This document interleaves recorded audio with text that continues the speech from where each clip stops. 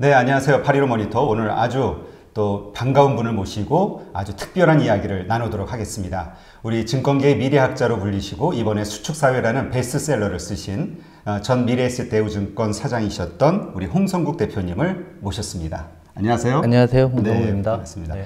우리 지난번에 우리 홍 대표님을 모시고 정말 해안이라는 말이 정말 딱 맞아들을 정도로 정말 많은 주제에 대해서 아주 지혜가 통찰력이 가득한 여러 가지 말씀들을 들었는데요.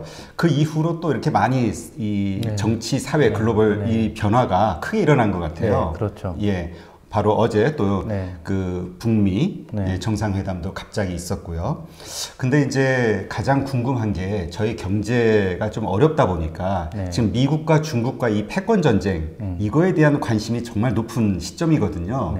근데 이제 지난번에 대표님께서 말씀하신 것은 이게 어느 정도 적당한 선에서 서로 타협이 될 것이다 라는 이야기를 한번 하신 적이 있거든요. 아, 그때 얘기는 패권 전쟁은 계속 지속이 되는데 네네. 그 패권을 두고 양국이 싸우는 과정 속에서 전선이 여러 개가 있습니다. 아, 네. 그 중에 무역 전쟁은 이거는 어느 정도 수습이 될 거다라는 의미입니다. 그러니까 지금 우리 이 프로를 보는 시청자 분이나 아니면 언론에서 구분을 못 해요, 지금. 그러니까 그러네요. 우리가 이게 이 패권 전쟁은 내가 강하기 위해 싸우는 건데 그 패권은 크게 세 가지예요. 그러면은 이 세 가지를 다 합쳐서 패권 전쟁으로 보는 건데 그게 이제 무역 전쟁이 있고 그다음 금융 전쟁도 있고 그다음 과학 기술 전쟁. 세 가지 영역에서 벌어지고 있는 건데 패권은 저기 과학기술 전쟁은 계속 갈 거고 지난번에 제가 금융 얘기는 안 했어요.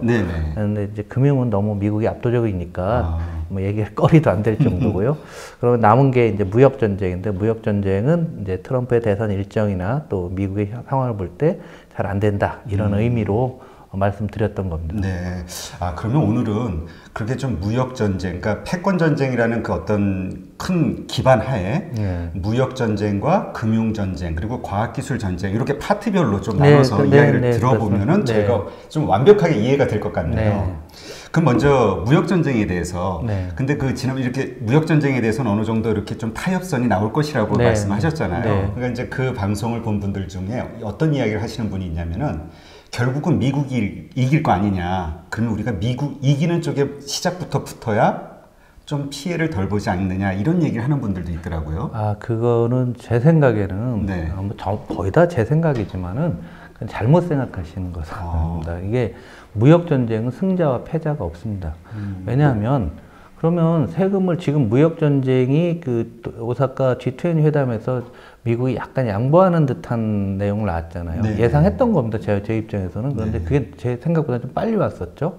왜 그러냐면 관세를 부과하는 그런 제품을 미국서 못 만들어요. 그래서 이제 트럼프 대통령이 한국 가서 그랬죠. 우리나라 10대 재벌 총수들한테 미국에 투자를 많이 해라. 공장을 줘달라고 하는데 저 봤자 다 하기 어렵다는 얘기예요. 미국의 경제 구조는 그런 제조업 경제 구조가 아니고, 아니, 생각을 해보세요. 그럼 미국도 인건비가 나가는데 멕시코의 국경을 꽉 막아놨잖아요. 그럼 저임 노동력이 못 들어오게 막아놓고 거기다 져놓는다는 얘기는 미국도 일자리가 문제니까 일자리가 늘어날 수도 있는 상황도 아니고 기존에 있는 사람들은 급여가 너무 비싸서 못 써요. 또. 이런 거 저런 거 생각을 해보면은 무역전쟁이라고 하는 것은 우리가 생각할 때 글로벌 분업 구조라고 하는데요. 한국이 이제 중간재를 만들어서 중국으로 수출하면 중간재랑 중국의 딴 걸 모아서 세팅을 해서 이거를 미국에 수출하는 뭐 이런 구조거든요. 그래서 미국이 그 공장을 세운다고 그 공장이 돌아가려면 10년이 걸릴지 뭐 5년이 걸릴지는 모르지만 현실적으로 미국 경제 구조가 맞지도 않고 미국 사람들이 그 비즈니스를 안 할 겁니다. 두 번째로 생각해 보면 또 이제 이런 얘기를 하죠. 아, 베트남이나 인도 물건이 들어가면 되는 거 아니냐. 아, 예. 네? 그런 얘기 많이 하죠. 멕시코에서도 들어갈 수 있지 않냐 이런 얘기가 있더라고요. 근데 베트남이나 인도의 수준으로 지금 중국 정도 제품을 못 만듭니다. 아, 그 정도인가요? 차이가? 그러니까 그 갭이 있어요. 시간 갭이. 그러니까 우리가 한번 생각을 해보세요. 우리가 예를 들어서 어떤 분이 사업을 하시는데 땅을 사서 인허가를 받아서 공장을 세우고 직원들 교육시키고 기계 부품을 들어가고 원자재를 조달해서 판매까지 하는데 얼마 걸려요? 많이 걸리죠. 많이 걸리죠. 네. 그런데 그것도 딴 나라가 산다는 게 쉽지가 않은 거죠. 공장서부터 그러니까 짓고 시작해야 되니까. 이게 우리가 알게 모르게 냉전이 종식된 이후에 세계 경제는 꽉 연결되어 있어요. 그래서 마치 우리나라 언론들이 크게 잘못하고 있는 게 미국과 중국이 막 전쟁이라는 용어를 쓰니까 네네. 전쟁을 해서 막 싸우는 것처럼 생각을 하는데 싸우면 중국만 손해보는 게 아니라 미국은 손해가 와요. 물가가 올라서. 그렇죠. 그러니까 이번에 트럼프 대통령이 오사카 G20 회담에서 이제 무역 전쟁을 자꾸 완화하고 협상을 하겠다는 얘기는 지금 많은 미국의 소비자 단체들이 당신 때문에 관세가 올라갔고 물가가 올라서 우리 죽겠다. 그게 1년에 한 300억 불 더 내게 되는데 금액으로 보면 그렇게 큰 건 아니지만 그 돈을 더 내는 사람하고 관세를 걷어서 예를 들어서 못 사는 사람한테 나눠주는 거하고 다른 사람이에요. 다른 사람 아니에요? 그렇죠. 다른 사람이겠죠? 그러니까 미국 소비자들이 그런 거예요. 내년에 대선 있거든? 이런 생각들을 보여주니까 트럼프 대통령도 무역전쟁은 기본적으로 끝까지 가기는 서로 부담이 되는데 그렇다고 해서 우리가 지금 우리나라 언론의 페이스는 전부 다 미국이 다 이기고 뭐 중국은 다 망하는 것처럼 이렇게 생각하는데 그렇죠. 중국이 만약에 망할 정도로 어려워지게 되면은 한국은 뭐 말도 못하고요. 미국도 어려워지기는 마찬가지예요. 그런데 중국은 일당 독재 국가죠. 네네. 참고 견딜 수가 있는데 미국은 선거잖아요. 그럼 미국 대통령 입장에서 나 떨어지면 아무것도 아닌데 내가 굳이 그걸 뭐 하래? 이런 생각들이 하는 거죠. 그래서 시간은 아마 양국을 놓고 봤을 때 둘 다 시간 없기는 마찬가지인데 그렇게 우리가 생각하는 것 같이 무슨 대결 구도 뭐 이런 걸 끝까지 가지는 않을 것 같다라고 저는 예상하고 있습니다. 네, 그렇군요. 그러니까 말씀하신 대로 이제 중국 같은 경우는 이제 그런 얘기 하시는 분도 있더라고요. 이게 자본주의 사회 국가인 미국에서는 기업들이 그러니까 사기업들이 보는 어떤 손해를 이 전쟁으로 인한 무역으로 인한 보존해 줄 수가 없잖아요, 법상. 하지만 중국은 일당 독재에다가 뭐 이런저런 제약에서 자유롭기 때문에 뒤에서 보존해 줄 수가 있다, 기업들을. 숫자로 보면 중국의 기업 중에서 43%가 국유기업이에요. 정부가 지분 있는 겁니다. 그래요? 그래서 지금 중국에서 구조조정하면 다 정부가 공적자금 다 넣어주는 거예요. 이름만 틀릴 뿐이지. 그래서 지속성이 독재국가가 의외로 강할 수가 있고 우리가 대마불사라는 말이 왜 한국은 이제 그게 깨졌죠. 대마불사 깨졌지만 IMF 이전까지 있었던 거는 정부가 시장에 관여하니까. 중국도 마찬가지라는 거죠. 그러니까 딴 말로 갈 때까지 끝까지 버틴다는 거죠. 그러니까 우리도 IMF 오기 전에 신호가 많이 나왔지만 끝까지 버틴 거 아니에요. 네, 그렇군요. 근데 이렇게 또 보면은 어쨌건 지금 뉴스라든가 여러 가지 돌아가는 상황을 보면 일방적으로 중국이 매를 맞는 듯한 분위기거든요. 화웨이가 뭐 엄청나게 거래 정지 당하고 기업자 거래처들로부터 그 다음에 중국에서 자본이 달러 자본들이 막 철수를 하고 있고 또 뭐 공장도 이전하고 있고 뭐 분위기로는 이대로 정말 참패를 당하는 것 같은 분위기거든요. 그게 이제 화웨이 문제는 과학기술 관련된 전쟁은 떼어놓고 중국에서 마치 그런 것처럼 보이는데 이제 이런 거죠. 사람은 자기가 보고 싶은 것만 봅니다. 그러니까 이제 중국에서 뭐가 철수를 한다더라. 근데 전체부에서 아주 요만큼 되는 걸 갖다 자기가 원하니까 그걸 원하는 사람은 이걸 이만하게 보도를 하게 되고 사람들한테 하는 거죠. 냉정해야 돼요. 돈은 그렇게 함부로 움직이는 게 아니고요. 냉정하게 잘 보여야 특히 언론들이 오바를 많이 하고 또 언론의 색깔에 따라서 뉴스를 재해석하다 보니까 그런 현상들이 있는 거예요. 그러나 중요한 건 중국이 투자 환경이 나빠진 건 사실이고요. 그리고 1인당 국민소득이 9,000불이 넘는 국가가 됐어요. 저임금 아니거든요. 그러니까 어차피 나올 거였어요. 근데 이러고 보니까 좀 빨리 나오는 거죠. 이렇게 생각을 한번 해보시면 되고 자본은요. 중국 경기도 상당히 어렵습니다. 그리고 달러는 강세예요. 그러면 중국에 투자했던 돈이나 한국에서도 투자했던 돈이 한국에 4월에 우리 환율이 1,200원 가내만에 했잖아요. 결국 안 가고서 다시 이제 1,150원대로 떨어졌는데 글로벌 자금을 이렇게 보다가 나쁜 나라에서 돈 빼서 강한 나라로 가는 거예요. 그럼 미국이 경제 강하니까 당연히 달러는 다시 한번 강세로 만들면 나가는 거죠. 그게 중국을 버리는 거냐 달러 강세냐 정확히 보야 되는데 둘 다 섞여 있다라고 봐야 되겠죠. 근데 버렸지만 또 중국이 싹 보이면 또 들어갈 수도 있는 겁니다. 그러니까 지금 현재 벌어지는 어떤 아젠다 때문에 상황 때문에 그것으로 인해서 확 빠져나오는 정도의 그런 그 데이터는 아니다. 이런 얘기신 거죠? 그 정부가 경제에 관여하는 게요 만만치가 않습니다. 우리나라 보세요. 전기세 인하도 못 하잖아요. 쉽지 않은 그렇죠. 사건 보면 모르십니까? 전기세 그러니까, 마음 같아서 확 내리고 싶은데 사람들이 이중적인 거죠. 우리가 21세기가 되면서 시장 중심으로 가야 된다는 사람조차도 왜 정부가 그것도 못해? 또 반대로 미국 경제 칭송을 하는데 미국 기업들이 정부가 이렇게 한다고 말 듣습니까? 잘 안 듣잖아요. 네. 안 듣는 거 눈에 보면서 모순된 얘기를 서로 하면서 그게 맞나 보다 이런 얘기들을 하고 있는 거예요. 그러니까 이 세상을 보는 큰 틀이 굉장히 많이 바뀌었고 사람들이 일관성이 없으면 안 되는 거죠. 특히 투자의 세계에서는 그런 거는 투자하시는 분들은 돈의 논리로 보야 되는 거고요. 그래서 정부가 경제 컨트롤한다는 게 얼마나 어려운 거고 쉽지 않은 내용입니다. 오죽하면은 그 강력한 트럼프 대통령이 한국 와서 우리나라 그룹 총수한테 우리나라 투자 좀 해주세요라고 해서 사실은 부탁하고 온 거잖아요. 그렇죠.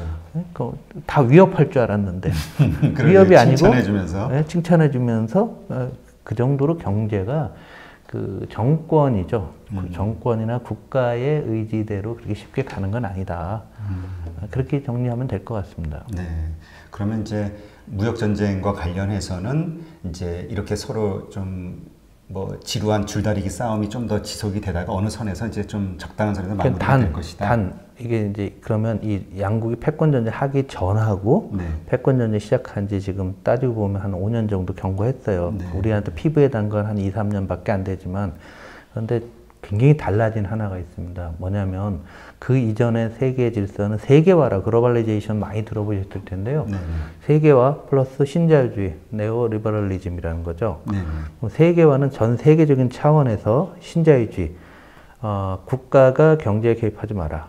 물자와 재화가 국경을 넘나들 때 관세를 부과하지 마라. 한국이 IMF 이후에 살아난 것도 이 신자유주의 때문에 그래요. 그러다 보니까 관세가 없는 품목이 과거에는 많았잖아요. 70년대 쿼터제니 뭐 그렇죠. USTR이니 뭐 이런 얘기가 매일같이 뉴스에 나왔어요. 70년대, 80년대까지. 그게 사라지게 되니까 우리나라 기업들이 클 수가 있었어요. 근데 그 이데올로기가 손상이 된 거예요, 이제는. 이제는 과거와 다릅니다. 그래서 많은 분들은 뭐 전쟁하고 끝나고 이게 아니라 그런 식이 아니라 제가 보기엔 이거 아니에요. 제로 하던 걸 지금 미국이 25% 올린다고 한 거죠. 그런데 그게 아니라 한 10% 정도는 그냥 평상시 관세로 굳어질 가능성이 있다라는 얘기예요. 딴 말로 얘기하면은 이것 때문에 국제 간의 교역이 감소가 되는 거죠. 한국은 수출 중심 국가인데 교역이 감소하면 수출이 안 되죠. 한국에 엄청난 위협이 되죠. 기업의 입장에서는 뭐네요. 예를 들어서 제 생각에는 10% 정도로 기본 관세를 다 깔을 것 같아요. 지금 10%를 깔게 되면은 어떤 현상이 있냐면 기업의 입장에서는 생산성을 10% 올리든가 지금보다 아니면 비용을 10% 때려야죠. 낮춰야죠. 그러네요. 기업한테 주는 게 바로 그런 겁니다.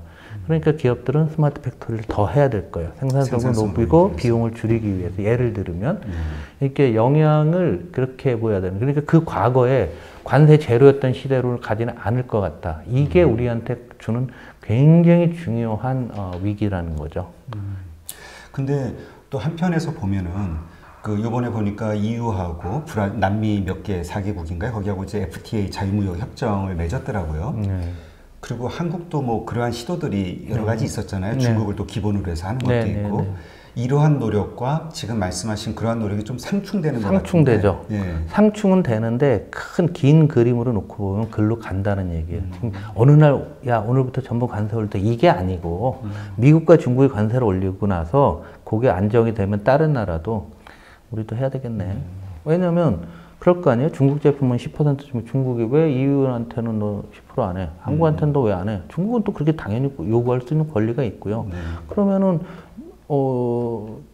글로벌 보편 질서를 미국이 잘 지키지는 않지만 그래도 어느 정도 룰이라는 건 있어야 되는 거죠. 그럼 딴 데도 올릴 수밖에 없는 거고요. 그렇게 되게 되면은 쉽게 얘기하면 자동차의 윤활유가 옛날보다 윤활유가 사라지게 뻐걱뻐걱 된다는 얘기죠. 뻐걱뻐걱 되니까 그게 우리의 수출 감소라든가 이런 더 경쟁이 치열해지고 해서 어찌됐건 안 좋은 거예요. 그러나 방법은 없어요.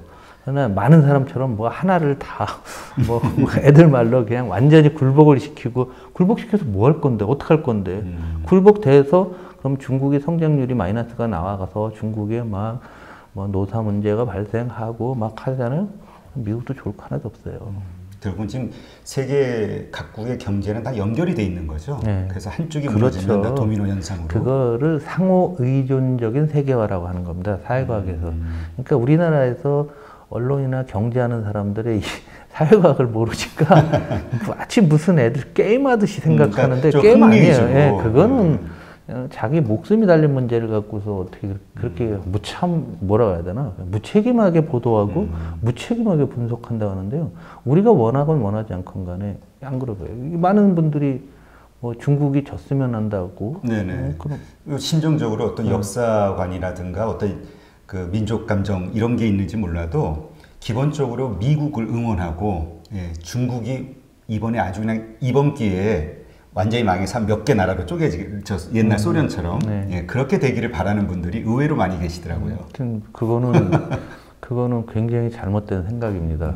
그리고 역사가 아니라 당장에 그렇게 되면은 언젠가 미국도 그렇게 되기를 원합니다. 사실은 미국의 지정학자들이 그런 얘기들을 많이 해요. 근데 실제로는 그럼 그게 되는데 어느 날 여기 땅하고 그렇게 되겠어요? 그렇게 되려면 20년 정도 걸리겠죠. 20, 30년. 만약에 된다고 하더라도 그 사이에 한국은 죽습니다. 그렇게 되면은 자 생각해 보세요. 자꾸 중국을 경시한다고 하는데 한국의 입장이 정말 어려운 겁니다. 그렇죠. 우리나라 전체 수출의 25%가 중국이에요. 4분의 1이죠. 근데 4분의 1이 아니에요. 홍콩, 대만 합치면 30%를 넘어요. 그게 다 홍콩, 대만, 중국으로 들어갔잖아요. 그리고 동남아시아 경제도 중국과 굉장히 밀접하게 관련돼 있고 동남아시아에서 경제를 좌지우지하는 사람이 다 화교예요.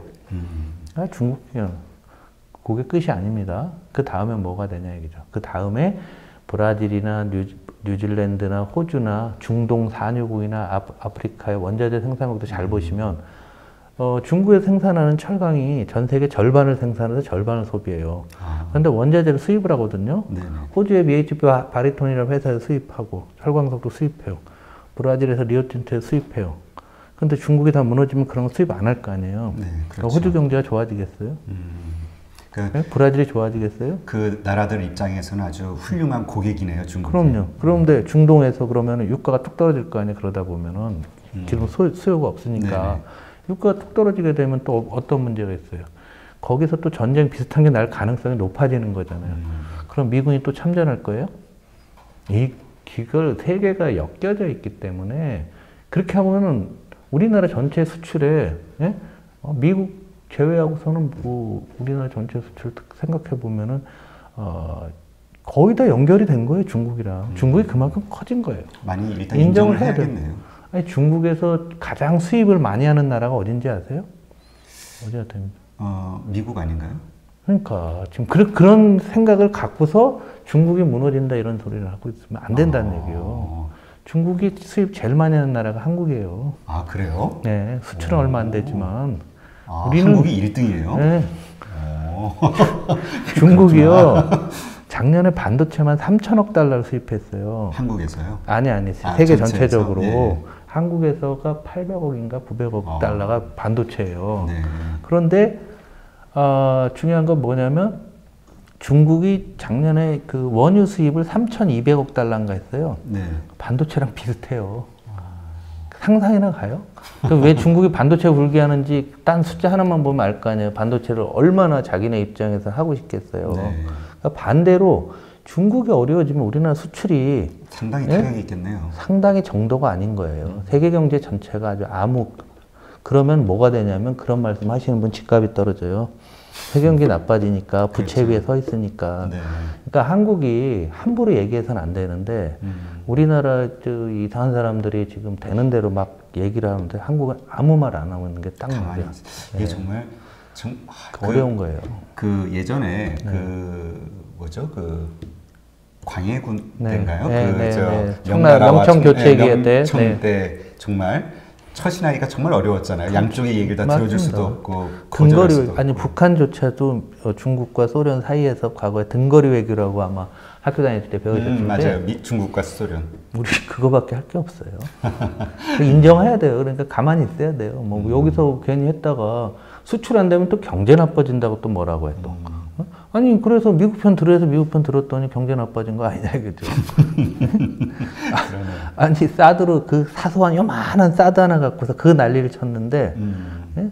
우리가 중국에 그렇게 많이 수출하는데 이 부분에 상당수가 막히면 어떡하려고 그러냐 이거죠. 네. 말씀을 들어보니까 정말 다시 한번 이 중국의 영향력이라는 게 얼마나 거대한 것인지 우리가 정말 처신하기가 정말. 요거 하나만 딱 마지막으로 말씀드리면은요. 지금까지 21세기 들어서 미국에 도전했던 2인자가 미국 GDP의 50을 넘긴 국가가 하나도 없었어요. 절반도 안 됐었어요. 소련도 안 됐고 영국도 안 됐고 독일도 안 됐고 일본도 안 됐어요.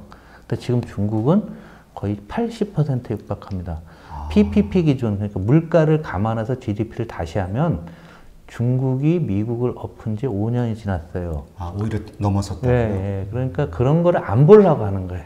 그러니까 우리나라의 리더 그룹이나 이런 분들이 너무 공부를 안 하시고 변화하는 세상에 대해서 한국이 정말 처신할 게 없다. 안보는 당연히 미국에 또 해야 되고 그러면 양국에서 보면 한국은 뭘로 보겠습니까?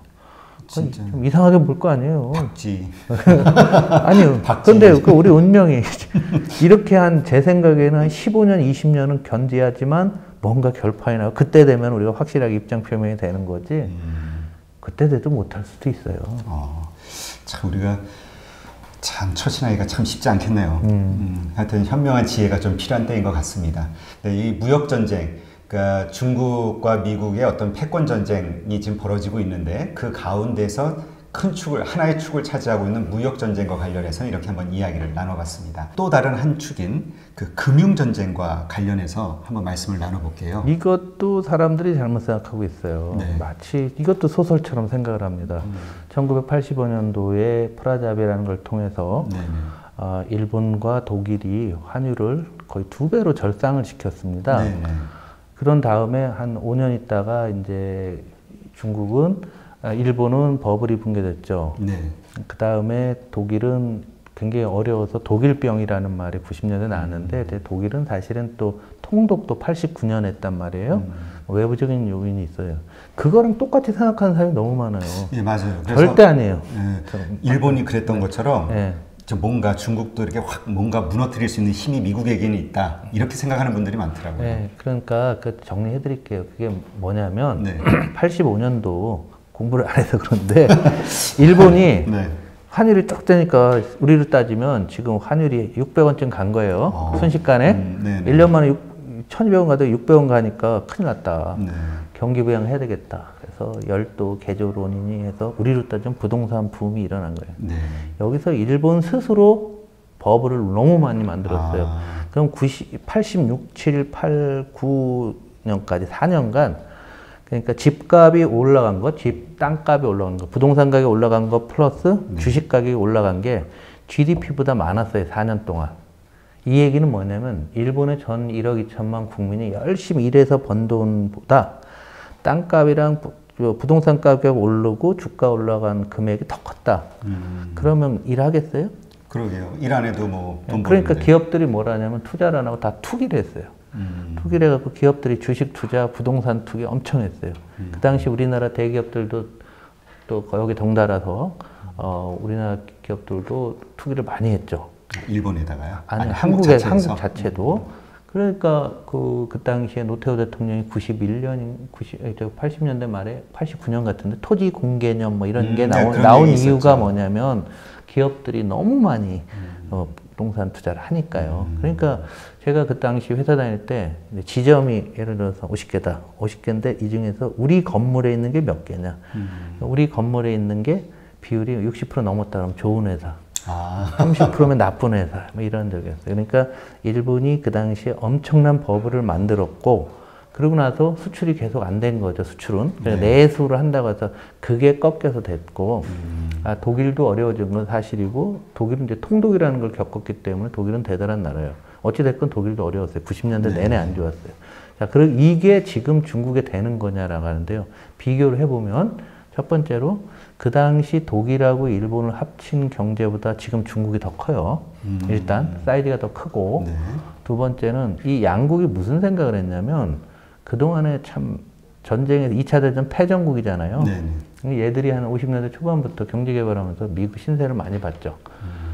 독일 같은 경우는 마샬 플랜을 받았죠. 네. 일본도 배상금이 있었는데 조금 있었어요. 그러니까 확 깎아주고 미국이 많이 도와준 거예요. 네. 진심으로 감사했어요. 두 번째는 그 당시에 소련이 있었죠. 네. 자기의 안보를 미국이 100% 지켜주는 나라였죠. 왜냐면 독일은 뭐 거의 뭐 군대가 유명무실했으니까 일본도 자위대라고 있었지만 약했습니다. 그렇죠. 지금보다. 그러니까 안보를 다 하고 있는 거예요. 그러니까 두 나라가 동일했어요. 지금은 동일을 안 합니다. 중국이 동의하겠어요? 그렇죠. 위안화가 지금 달러당 7위안인데 이걸 3.5위안 간다고 하면은 누가 중국이 동의하겠습니까? 그렇죠. 그 네. 자기네 뻔히 생길 문제를 그런 거죠. 눈에 들어오니까. 그러니까 이게 그렇게 되게 되면 전 세계 금융이 다 얼거집니다. 그리고 궁극적으로 어떤 문제가 발생하면 이렇게 되면 중국이 미국에서 1년에 저기만 무역 흑수지 흑자로 3,200억 불 가는데 중국이 그럼 똔똔이 되면 그러니까 중국 수출이 줄을 거 아니에요. 그렇죠. 예? 중국 가격이 올라가면 네네. 중국 수출이 또 줄게 되고 뭐 하는데 달러는 해외로 자꾸 내보내야지만 기축통화 역할이 있어요. 안 나가거든. 안 나가면 기축통화 역할이 약화되는 거고 또 하나는 환율이 절생된 것만큼 무역전쟁에서 말씀드렸지만 절상된 것만큼 가격이 상승하게 되는 거죠. 가격이 상승하게 되면 미국 소비자들이 가만히 안 있는 거죠. 그러니까 단순히 그런 거는 아닐 것 같아요. 이번 경우는. 더군다나 지금 과거와 틀리게 그런 상황이 되면 금리가 많이 올라갈 거예요. 전 세계적으로. 그렇죠. 금리가 많이 올라가게 되면은 지금 미국도 정부부채 때문에 고민을 앓고 있고 네. 중국은 이제 기업부채 때문에 그래요. 기업부채가 너무 많아요. GDP가 한 170% 됩니다. 우리나라가 100%가 안 되는데 그냥 170% 내니까 금리 올라가면 부도가 많이 날 거예요. 뭐 중국 기업 부도 나는 걸 원할지 모르겠어요. 이런 게 다 미국에는 또 소비 물가 상승이 되고 그럼 한국은 그렇게 되면은 아마 한국의 가계부채 문제가 한 방에 터집니다. 그러면 말하시는 분 집값이 떨어진다니까요. 떨어져서 폭락한다는 얘기예요. 근데 알고 다 얘기를 하셔야 되는 거예요. 근데 그 중국의 기업 지금 이제 중국 기업 부채가 상당한 문제라는 건 이제 많은 사람들이 인식을 하고 있잖아요. 그게 그런 문제가 돼서 터졌을 때 왜 한국 가계 부채가 문제가 될까요? 금리가 올라가니까 전 세계적으로 금리가 올라가면 전세계적으로 이제 그것 때문에 금리는 전 세계적으로 다 연결이 돼 있어요. 네. 미국 금리가 요만큼면 한국도 비슷한 수준이다. 응? 중국은 조금 높아야 된다. 뭐 이게 다 뭘로 있는 환율이라는 조정 장치를 통해 쫙 연결되어 있는데 중국에서 예를 금리가 쭉 올라가게 되면 한국도 같이 올라가게 되고 미국도 같이 올라갑니다. 그러니까 금리는 세계가 똑같이 연결되어 있다라고서 보는 게 가장 중요합니다. 방향성은 똑같습니다. 그러니까 우리나라 잘 보세요. 금리 떨어지기 전에 한국 금융시장에서 이미 떨어졌어요. 왜? 미국이 작년 11월부터 금리가 계속 떨어졌거든요. 10월 말 10월부터 떨어지니까 그래? 야 그럼 세계 경기 나빠지네? 그럼 한국도 당연히 떨어지겠지? 떨어지니까 어떻게 돼요? 채권을 사야 돼요? 팔아야 돼요? 사야죠. 금리가 떨어지면 채권 가격이 올라가는 거예요. 외국인이 와서 샀어요. 왜서? 금리가 떨어졌잖아요. 근데 반대로 그런 상황에 대해서 나빠. 그러면 팔고 떠날 거 아니에요. 그럼 채권을 판다는 얘기는 채권 가격이 떨어진다는 얘기는 금리가 올라간다는 얘기죠. 그렇죠. 금리가 올라가는 거죠. 올라가면 대출 금리가 스르륵 올라가는 거죠. 한 방에 가는 거예요. 그러니까 이게 함부로 그런 얘기 해서도 안 되고 지금은 왜 그러냐면 역사상 부채가 가장 많은 상황이에요. 80년대 부채 없었어요. 미국 정부도 튼튼했고 일본도 지금 정부 부채가 뭐 GDP의 250% 지방 정부까지 합치면 그런데 그 당시 일본은 정부 부채가 제 기억에는 60% 얼마 안 됐네요. 아무 문제가 없었어요. 그런데 지금은 빚이 많았을 때는 금융정책을 함부로 쓸 수가 없어요.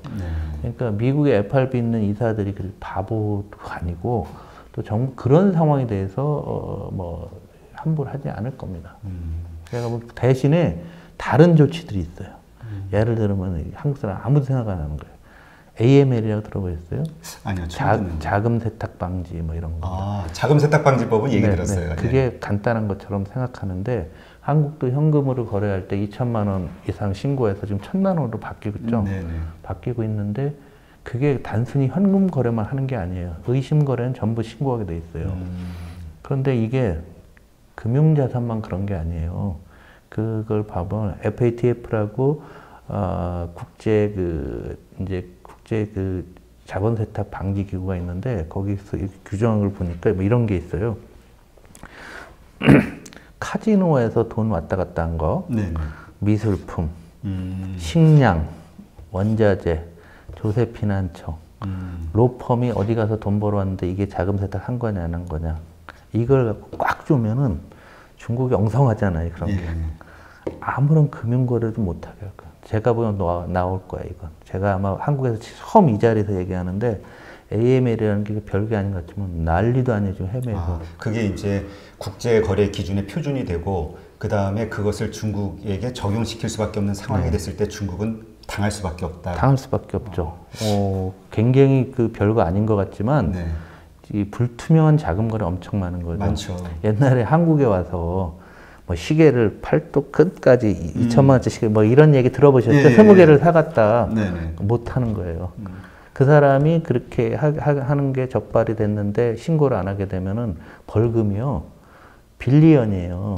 조 단위로 지금 나와요. 우리나라 금융기관도 하나 지금 걸려 있는데 조만간 나올 겁니다. 그런데 그 벌금이라고 하는 게 상상을 초월해요. 그럼 그게 지금 그 비즈니스를 통해서 버는 것보다 벌금 훨씬 크게 놨어요. 근데 미국은 워낙 징벌적 배상 제도가 워낙 유명한 나라잖아요. 근데 지금 그게 미국에서는 그러니까 법으로 딱 확립이 된 건가요, 기준이? 그럼요.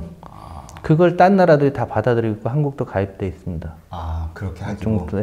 그러니까 이런 것들을 미세하게 미국이 쭉 해나갈 거예요. 근데 그런 거를 바라보는 사람들은 중국이 제가 뭐 계속 좋아진다 이런 의미가 아니고 중국도 너무 빨리 크다 보니까 이런 것들을 하나도 안 해놓은 거예요. 이런 것들이 이제 쉽게 얘기하면 우리 중진국의 함정이다라는 용어를 쓰기도 하고, 저는 이제 근대성의 결핍, 사회적 자본의 결핍 뭐 이런 거 했는데 그런 쪽에 대한 공세가 또 앞으로 이제 시작되는 거죠. 그게 이제 요즘 지적재산권 문제. 이건 이제 패권 전쟁으로 넘어가는데 지적재산권만 있나요? 의료 쪽, 보건 의료 쪽, 환경과 관련된 거 뭐 이런 거로 막 국제 인증이지만 이런 거 있는데 중국 하나도 안 하거든, 사실.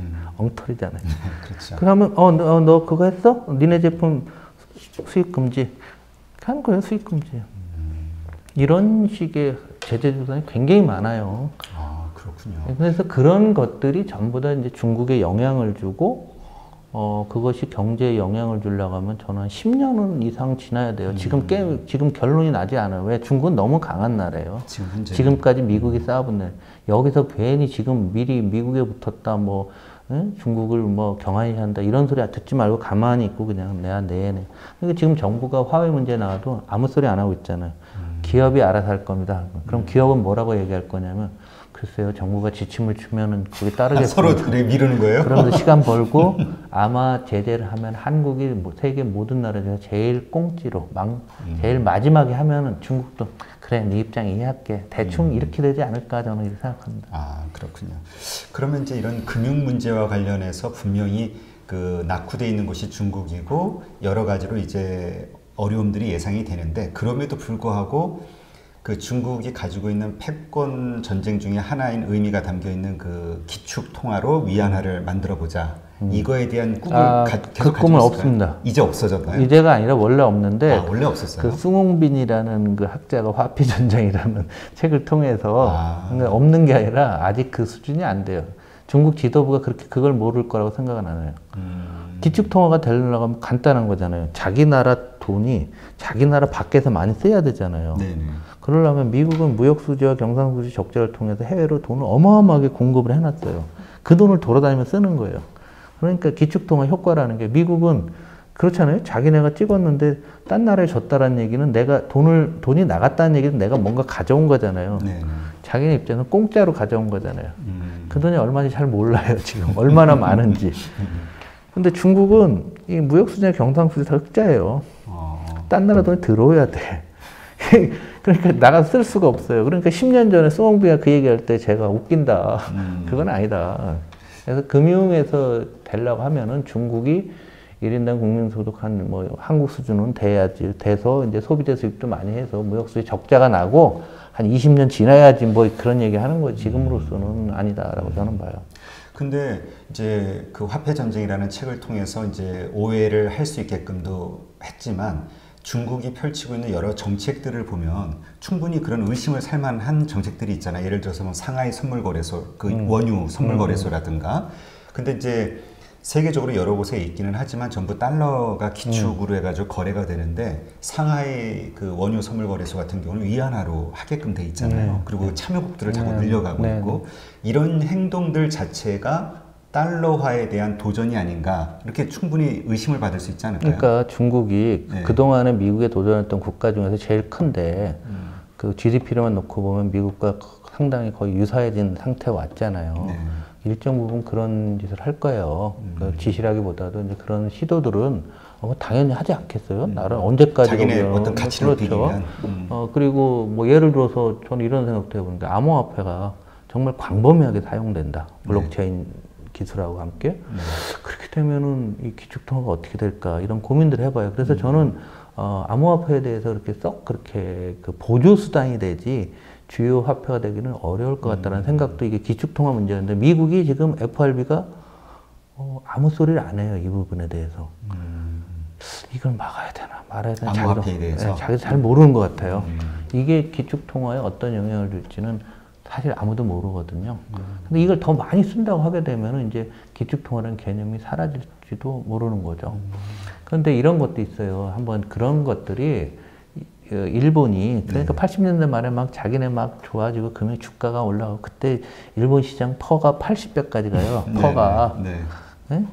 지금도 높아요. 일본은 18배인가. 한국은 10배도 못 하고 있는데 굉장히 높은데 그때부터 지금까지 퍼도 떨어지고 주가가 떨어졌을 거예요. 그러니까 이제 뭐 얘들은 뭐 그랬다 얘기죠. 근데 그때 일본이 그랬거든. 그 엔화의 국제화폐화를 추진한다. 뭐 이런 얘기 했었어요. 아, 그래요? 다 해봐야 해보기는. 우리나라 기억납니까? 옛날 MB 때인가 근데 TJ 때인가 동북아시아 금융허브가 한국이 된다. 금융허브라는 얘기는 들어본 것 같아요. 네. 그런데 그 소리 사라진 지 오래됐죠? 너무 민감하게 받아들일 필요 없어요. 그럴 수 있는 겁니다. 네. 그러니까 어쨌건 중국은 현재 그 자기네 위안화를 달러에 그 버금가는 걸로 만들 어떤 의지는 현재는 없는 것이다. 저는 그걸 만약에 가졌다고 하면 미국이 더 세게 조일 겁니다. 그런데 더 놀랄만한 사실은 10년 전에 비해서 각국이 중앙은행들이 준비 자산이라 자산을 갖고 있는데 외환 보유고 중에서 10년 전에 비해서 중국의 경제가 한 3배쯤 커졌잖아요. 그런데 그러면 그 전 세계 모든 나라에 있는 외환 보유고 중에서 위안화의 비중이 늘었어야 되잖아요. 그렇죠. 한 3배 정도 늘어나야 되겠죠. 줄었습니다. 결국. 아, 그래요? 네. 그러니까 이게 통계를 안 보면 그런 거예요. 그러면 오히려 강해진 게 아니라 영향력이 오히려 줄었다는 얘기잖아요. 정상적이니까 이게 갖고 갔죠. 중국의 미래를 막. 그런데 멀리 보니까 이게 아닌 것 같으니까 줄여놓은 거죠. 그러니까 물론 금액은 늘죠. 왜냐하면 분모가 커지니까. 전체 비율은 줄어들고 있다라고 보시면 돼요. 오히려 달러는 더 늘었어요. 그러니까 그게 사실은 그러니까 시장의 그 예측이고 시장의 어떤 시각이죠. 반응인 거잖아요. 시각. 네, 그렇습니다. 근데 뭐 시장이 가장 정확하긴 하죠. 당연합니다. 저도 항상 시장한테 배우고 제가 틀리면 시장을 예측을 잘못한 거기 때문에 그건 틀린 거예요. 저는 그렇게 보는 겁니다. 네. 이 미중 그 패권 전쟁과 관련된 가운데에서 금융과 관련된 이 금융 전쟁 부분에 대해서 또 말씀을 들었습니다. 말씀을 들을수록 자꾸 생각하지 못했던 부분에 대한 어떤 통찰력이랄까, 지식이랄까 이런 게 자꾸 늘어나는 것 같아서 뭐 계속 하여튼 대표님하고 말하다 보면은 자꾸 업그레이드 되는 느낌. 왜 이러세요? 네, 그러면 이제 세 번째 분야죠. 그 과학기술 전쟁. 이 과학기술 전쟁은 현황이 지금 어떻게 돼가고 있는 건가요? 이제 그 미국이 우리가 쓰는 모든 기계는 거의 다 미국서 개발한 겁니다. 20세기 들어서 그게 이제 자동차부터 시작이 되는 거죠. 발명은 유럽에서 했으나 자동차도 유럽에서 먼저 나온 거잖아요. 그렇죠. 전기관도. 이게 미국이 그러니까 쉽게 얘기하면 1차 세계대전부터 기기로 따지면 비행기부터 미국이 전 세계 모든 기술 주도권을 갖고 온 거예요. 쭉 왔는데 중국이 역시 인원이 많고 그리고 중요한 건 이 사회주의 국가들이 교육 수준이 꽤 높습니다. 의무 교육을 많이 하기 때문에요. 예를 들면 브라질이나 인도네시아나 이런 나라, 인도에 비해서 저는 인도가 중국을 못 따라온다고 봐요, 역으로. 아, 그래요? 인도는 교육이 안 돼 있으니까 13억인데 노예같이 사는 사람들이 11억인데 그런 나라랑 평균에서 안 되는 거잖아요. 그러니까 문자 해독률이나 이런 거 보면은. 근데 교육이나 이런 건데. 그런데 문제는 이제 과학기술에서 지금도 미국이 압도적으로 세요. 그러나 미국은 시속 30km 좋아지는데 중국이 시속 60km 좋아지니까 사전에 싹을 자르겠다라는 거죠. 그러니까 이제 과학기술을 이제 두 가지로 봐야 돼요. 이제 이 과학기술이 무엇까지 겨냥하냐면 군사력까지 연결됩니다. 예를 들면 미국의 F-22가 하나 딱 뜨게 되면은 자기네 레이더도 안 보이잖아요. 그러니까 레이더 길이도 길고 스텔스 기니까 잘 안 보이는 거죠. 위치도 모르는 거. 여기서 미사일 쏘고 그냥 오잖아요. 그래서 그렇죠. 뭐 미국에서 했더니 뭐 F-15랑 뭐 100대 1인가 해서 100대 1 혼자 다 이겼다는 거 아니에요. 그럼 우리가 상징적으로 계산해 보면 중국의 전투기가 많아봤자 뭐 얼마인지 모르겠으나 한 1000대 된다고 하면은 몇 대 뜨면 돼요? 10대만 뜨면 된다는 얘기 아니에요. 그러네요. 엄청난 그죠? 차이네요. 과학기술이 과거에는 그렇지가 않았어요. 2차 대전 때는 여기가 10대 뜨면 여기서 최소 암만 성능이 좋아도 6, 7대는 떴어야 됐어요. 과학기술이 모든 것을 규정하는 시대가 된 거죠. 군사력. 이게 또 경제력도 마찬가지잖아요. 나스닥에 새로운 기술이 있는 기업이 있으면 전 세계 투자가 돈 갖고 다 사잖아요. 그렇죠. 과학기술이 경제를 이제 우리가 무역도 얘기하고 금융도 얘기를 했지만 이 두 가지를 더 긴 그림에서 하는 거는 과학기술이라는 얘기죠. 그런데 미국이 요구하는 게 뭐냐면은 이제는 안 되겠다. 왜? 중국이 너무 많이 기술을 훔쳐간다라는 거예요. 정당한 대가 없이. 그러니까 그건 이제 핑계고 중국의 과학기술 발전 속도가 미국은 30인데 중국이 60이니까 니네도 다시 30으로 내려 라는 거예요. 그럼 그 30만큼의 줄이는 방안에 대해서 우리가 한번 살펴봐야 되는 거죠. 그러니까 이런 거죠. 기술, 흔히 얘기하는 기술 해킹한다든가 절취한다든가 이런 안전장치를 어마어마하게 많이 만들 거고요. 또 중국 유학생들이 미국 들어와서 공부해갖고서 미국 기업 취업하면은 중요부서는 다 안 보낼 거예요. 이제 뻔한 거죠. 그렇죠. 뭐 다 또 이미 부르니까 또 다 갔잖아요. 이제는 그렇게 못할 거예요. 미국 기업들도. 그리고 이제 이런 것도 있어요. 이제 이 중국에서 이제 민간이나 또 군대에서 미국 군에서 미국 정보를 이렇게 사이버 스파이라고 하는데 사이버 해커들이 미국 FBI 주장에 따르면 군대에 3만 명, 민간에 15만 명 있답니다. 그러니까 인원이 많기 때문에 우리 개념이 틀리죠. 그런 걸 감안해 보게 되면은 아마 이 미국은 이 속도를 줄일 수밖에 없을 거고 또 하나 가장 중요한 게 우리도 정부가 무슨 기금이다, 뭐 조세 특례법이다 해서 무슨 유치 산업에 있어서는 정부가 암암리에 지원을 다 해줬잖아요. 지금도 해요. 우리도 하고 딴 나라 다 합니다. 기업들에게. 기업한테 안 보이게 다 이렇게 지원을 해주는데 그걸 하지 말라고 하거든요. 또 그렇게 되면 이 경쟁력이 떨어집니다. 제조업은 그렇게 갈 거예요. 그러니까 우리 기업들도 이제는 함부로 기술과 관련해서는 보안이 굉장히 중요해지고 우리 스스로 기술 개발력이 굉장히 필요한 거죠. 근데 현실적인 문제는 화웨이 문제는 뭐 이런 거죠. 미국은 이제 앞으로 다음 시대는 IoT 시대죠. 그렇죠. IoT 시대가 될 거고. 그런데 지금 스마트폰을 떠나서 미국이 세계를 지배한다는데 그건 이제 소프트 파워라고 합니다. 문화 권력이라고 하는 거죠. 문화는 또 하나의 정신 권력도 해당돼요. 그렇죠. 지금 이 대표님 무슨 생각을 하고 있는지 미국 CIA가 5개 회사를 해킹하면 다 아는 거예요. 그렇죠. 제가 보는 뭐 영화나 그렇죠. 검색어 이런 거 보면 이제 팽이라고 하잖아요. 페이스북, 아마존, 애플, 넷플릭스, 구글. 거기다 뭐 트위터니 뭐 이런 것 하나 더 붙이게 되면 됩니다. 그 회사들의 전체 서비스를 미국만 하고 있잖아요. 잘 보면 딴 나라 거 쓰는 거 없잖아요. 그런 거 뭐 있나요? 그렇죠. 유럽 거 혹시 보셨어요? 중국 거는 볼 게 없어서 안 보고. 그러니까 전 세계에서 유럽도 그 독점 아니에요. 네. 그러니까 미국이 지구인의 정신을 지배하고 있는 게 그걸 통해요. 역으로 미국이 해킹하게 되면은 저 사람이 어떤 사람인지 다 안다 이거죠. 어마어마한 정보가 되는 거죠. 그렇죠. 그런데 이게 화웨이 장비 위에서 노란하게 생긴 거죠. 통신 장비. 이걸 막겠다는 게 이제 지금 화웨이의 전쟁인데, 그럼 그거 막아도 좋은데 그 다음에 IoT 시대가 오게 되면은 IoT는 뭐 지금 지구 인구가 77억 명이에요. 네. 근데 이게 뭐 1년에 100억 개, 200억 개씩 넣는다는 거 아니에요. 한 사람이 뭐 IoT 뭐 우리 가족만 해도 집에도 뭐 수십 개씩 붙여놓고 차에도 요즘은 스마트폰으로 차 다 하잖아요. 네. 그걸 다 화웨이 장비가 중간에 다 하면은 미국으로서는 받아들일 수 없겠죠. 그렇죠. 그래서 이 문제 어떻게 결론 날까 하고서 저도 고민 생각을 해보고 있어요. 그런데 결론은 그럴 것 같아요. 그 화웨이가 전 세계 마켓 쉐어를 캡을 씌울 가능성이 좀 있어요. 최소한 한 30, 40% 정도 캡을 씌워놓으면 화웨이 장비가 해킹할 수 있는 거, 미국은 해킹하는 거잖아요, 지금. 그렇죠. 하겠죠. 예. 느낌상. 다 할 거예요. 그런데 미국이 해킹하는 걸 이 통신 장비 업체는 다 알고 있거든.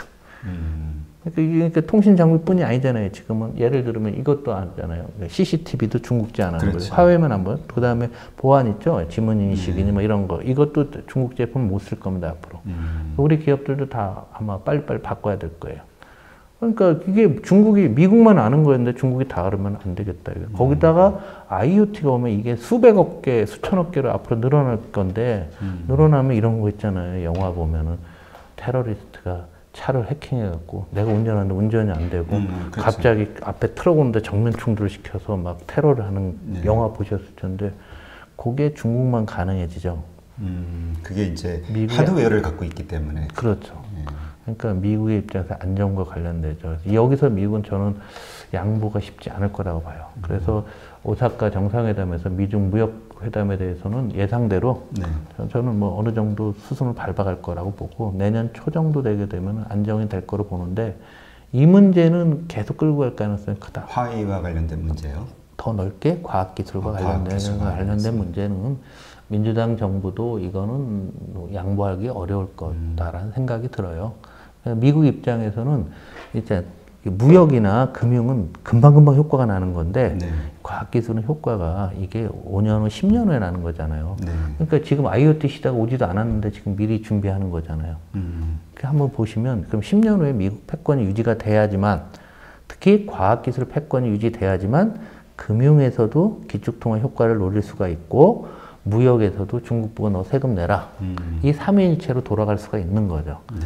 그러니까 길게 보면 과학기술이 1번이 되는 거죠. 그래서 그 전쟁에서는 정말 여기에 대해서 지금 제가 세계 석학이라는 사람도 이렇게 길게 이런 식으로 분석이 없어서 저도 그냥 고민하면서 이렇게 보고 있습니다. 그런데 중요한 건 여기에 대한 결말이 뭐 당장 내년에 나고 후년에 나고 이런 게 아니라 10년을 이렇게 한다.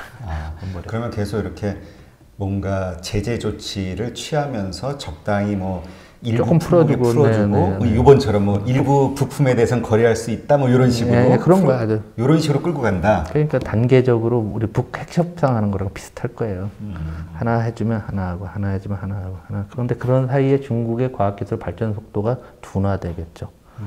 둔화되면서 중국의 내부 모순들, 뭐 시민혁명에 대한 민주주의에 대한 욕구라든가, 이걸 미국은 이제 시간을 끌면 기대하는 거고, 그럼 중국은 반대로 더 강력한 권위주의적인 정부가 권위주의적으로 바뀌어갖고서 국민들을 강하게 통제하면서 시간을 더 끌다 보면 미국도 고령화 문제 심각합니다. 의료 문제나 정보 부채 문제 심각하고, 누가 이기나 보자 이렇게 가겠는데 그게 10년이 걸릴지 20년이 걸릴지 모르는 거죠. 그러니까 이제 서로 미국이나 중국이나 서로의 약점을 알고 서로 그 약점이 먼저 터지기를 기대하면서 가는 걸 수도 있겠네요. 버티기 게임. 버티기. 야, 그렇군요. 그러면 어쨌든 장비는 말씀하신 대로 이제 5G 시대, 그 다음에 IoT 시대가 열리면서 정말 많이 필요하지 않습니까? 그러면 화웨이 제품이 확산이 안 된다고 하면은 뭐 우리 기존의 삼성 제품이라든가 삼성전자라든가 뭐 이런 LG나 이런 쪽에 반사 이익을 크게 얻을 수 있겠네요. 근데 그런 얘기도 하면 안 된다는 거예요. 그래요? 아니, 중국 입장에서 얼마나 기분 나쁘겠어요. 우리 싸우는 것도 너네가 이득 보니까 얄미우니까. 제발 언론에 그런 것 좀 안 냈으면 좋겠어요. 지금 얼마 안 되거든요. 얼마 안 되는 초기 단계인데 가만히 있어요. 보도도 하지 말고. 근데 언론에서는 사람들의 호기심을 끄는 게 자기네 밥벌이잖아요, 또. 그래도 너무 자주 그냥 뭐 반사 이것저것 하는데, 한번 생각을 한번 해보세요. 트럼프 대통령이 와서 우리나라 10대 재벌 총수를 불러서 미국에 투자자를 하면은 중국에 있는 사람은 기분이 어떻겠어요? 그렇죠. 자, 그럼 거기서 중국에서는 철수를 해야 되잖아요, 우리가. 아니, 그러니까 거기 간 분도 불편할 거고. 그러니까 화웨이 얘기도 안 하고 이번에 그냥 많이 투자해 주세요 하고 서로 간에 애들 이렇게 하니까 아는 선수끼리 그냥 네 하고서 이렇게 지나가야지. 그걸 짚어서 무슨 애들 싸움 붙이면 자기가 어려운데 왜 그 소리를 하나 모르겠어요. 그렇죠. 이게 그러니까 어떻게 보면 국가의 이익이라든가 아니면 사실 우리 자기 자신을 위한 거죠. 우리 대한민국 국민으로서는 우리의 이익을 위해서 또 언론들에서도 뭐 이러한 부분에서는 너무 자극적인 보도 이런 거를 좀 참아줘야 되겠네요. 그러니까 너무 단기적으로 보기 때문에 그래요. 북핵 문제도 그런 거예요. 예를 들면 북한을 자꾸 괴멸시켜서 붕괴해야 된다고 하는데 붕괴하면은 그렇게 말씀하신 분이 세금 더 내야 되거든요. 지금 붕괴하면 그렇죠. 북한이 체력을 키워서 키우다 보면 자연스럽게 북한이 시장 경제를 더 많이 받아들이게 되고 그렇게 되면은 자연스럽게 우리 체력이 와니까 우리의 부담이 주는 거잖아요. 그렇죠. 제가 그런 주장하는 제 친구들 이제 나이들이 드니까 그런 얘기를 많이 해요. 술자리에서. 그러면은 20년 후에 통일하면은 지금 북한으로 한 달에 100만씩 내야 되는데 지금 통일은 한 달에 300만 원 내야 되거든. 뭘 원하는데 그랬더니 왜 그러니? 그 단순한 거 자체도 생각을 안 하면서 자기 소리 하는 거예요. 그러니까는 그 왜 순간의 감정에 이끌려서 뒷생각하지 않고 별 깊은 생각하지 않고 그냥 감정에 이끌리는 말을 그냥 나오는 거죠. 그때그때 기분에 맞게. 근데 이제 그게 사실은 되게 위험한 말이고 그러한 것들이 퍼지다 보면 게 여론으로 형성이 될 수도 있잖아요. 동조하는 사람들이 늘고 그러다 보면은 정말 위험한. 그래서 요즘 포퓰리즘 시대입니다. 예, 포퓰리즘. 그러니까 아주 그러니까 그 요새 같은 세상은 어느 분이 그런 얘기 하더라고요. 전문가의 시대가 아니라 선동가의 시대가 됐다. 여러 가지 그 유튜브라든가 이러저러한 것들에 의해서 정말 자극적인 어떤 선동을 하는 사람들이 인기를 얻고 오히려 그 주장이 그럴듯해 보이고 그러나 그게 되게 위험하다는 얘기신 거죠. 당연하죠. 네, 이렇게 해서 중국과 미국과의 그 패권 전쟁 그 가운데에서 벌어지는 세 가지 분야 무역 전쟁, 금융 전쟁, 그다음에 과학기술 전쟁 이거와 관련된 세부적인 말씀을 들어보니까 이게 전체적인 패권 전쟁의 의미가 무엇이고 앞으로 어떤 식으로 전개가 될지 오히려 조금 더 이해가 깊어지는 느낌입니다. 세계 경제 위기, 그 다음에 그 가운데에서 우리가 대처하는 방법들이 어떤 것이 있을지에 대해서 한번 이야기를 나눠보겠습니다. 먼저 이제 지난번 말씀하셨듯이 그 세계 경제 위기가 지금 바로 오지는 않을 것이다 라고 이제 예측을 하셨잖아요. 그럼에도 불구하고 요새 세계 공황에 대해서 경제 공황에 대해서 이렇게 이야기들이 나오고 있다고 하거든요. 어떻게 생각하시나요? 그럴 만도 하죠. 경제 지표로 보면. 왜냐하면 세계 전체적으로 지금 부채가 가장 많은 상태고 거의 모든 산업이 다 공급 과잉이잖아요. 네, 그렇죠. 그리고 또 이제 인구는 선진국 같은 경우는 전부 다 고령화되고 있고 미중 패권 전쟁이 다양한 전방위로 여러 군데서 발생하고 있으니까 우리가 미래가 안 보이고 깜깜해 보이는 게 뭐 너무너무 당연하다고 봅니다. 그렇죠.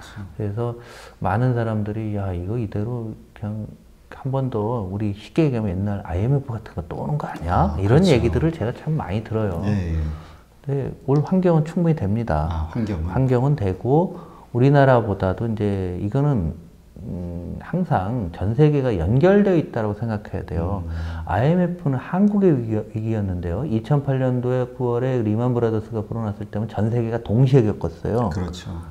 그리고 지금에 나올 거는 그때도 별 변동 없었던 나라까지 포함해서 전 세계 모든 나라가 동시에 겪을 거예요.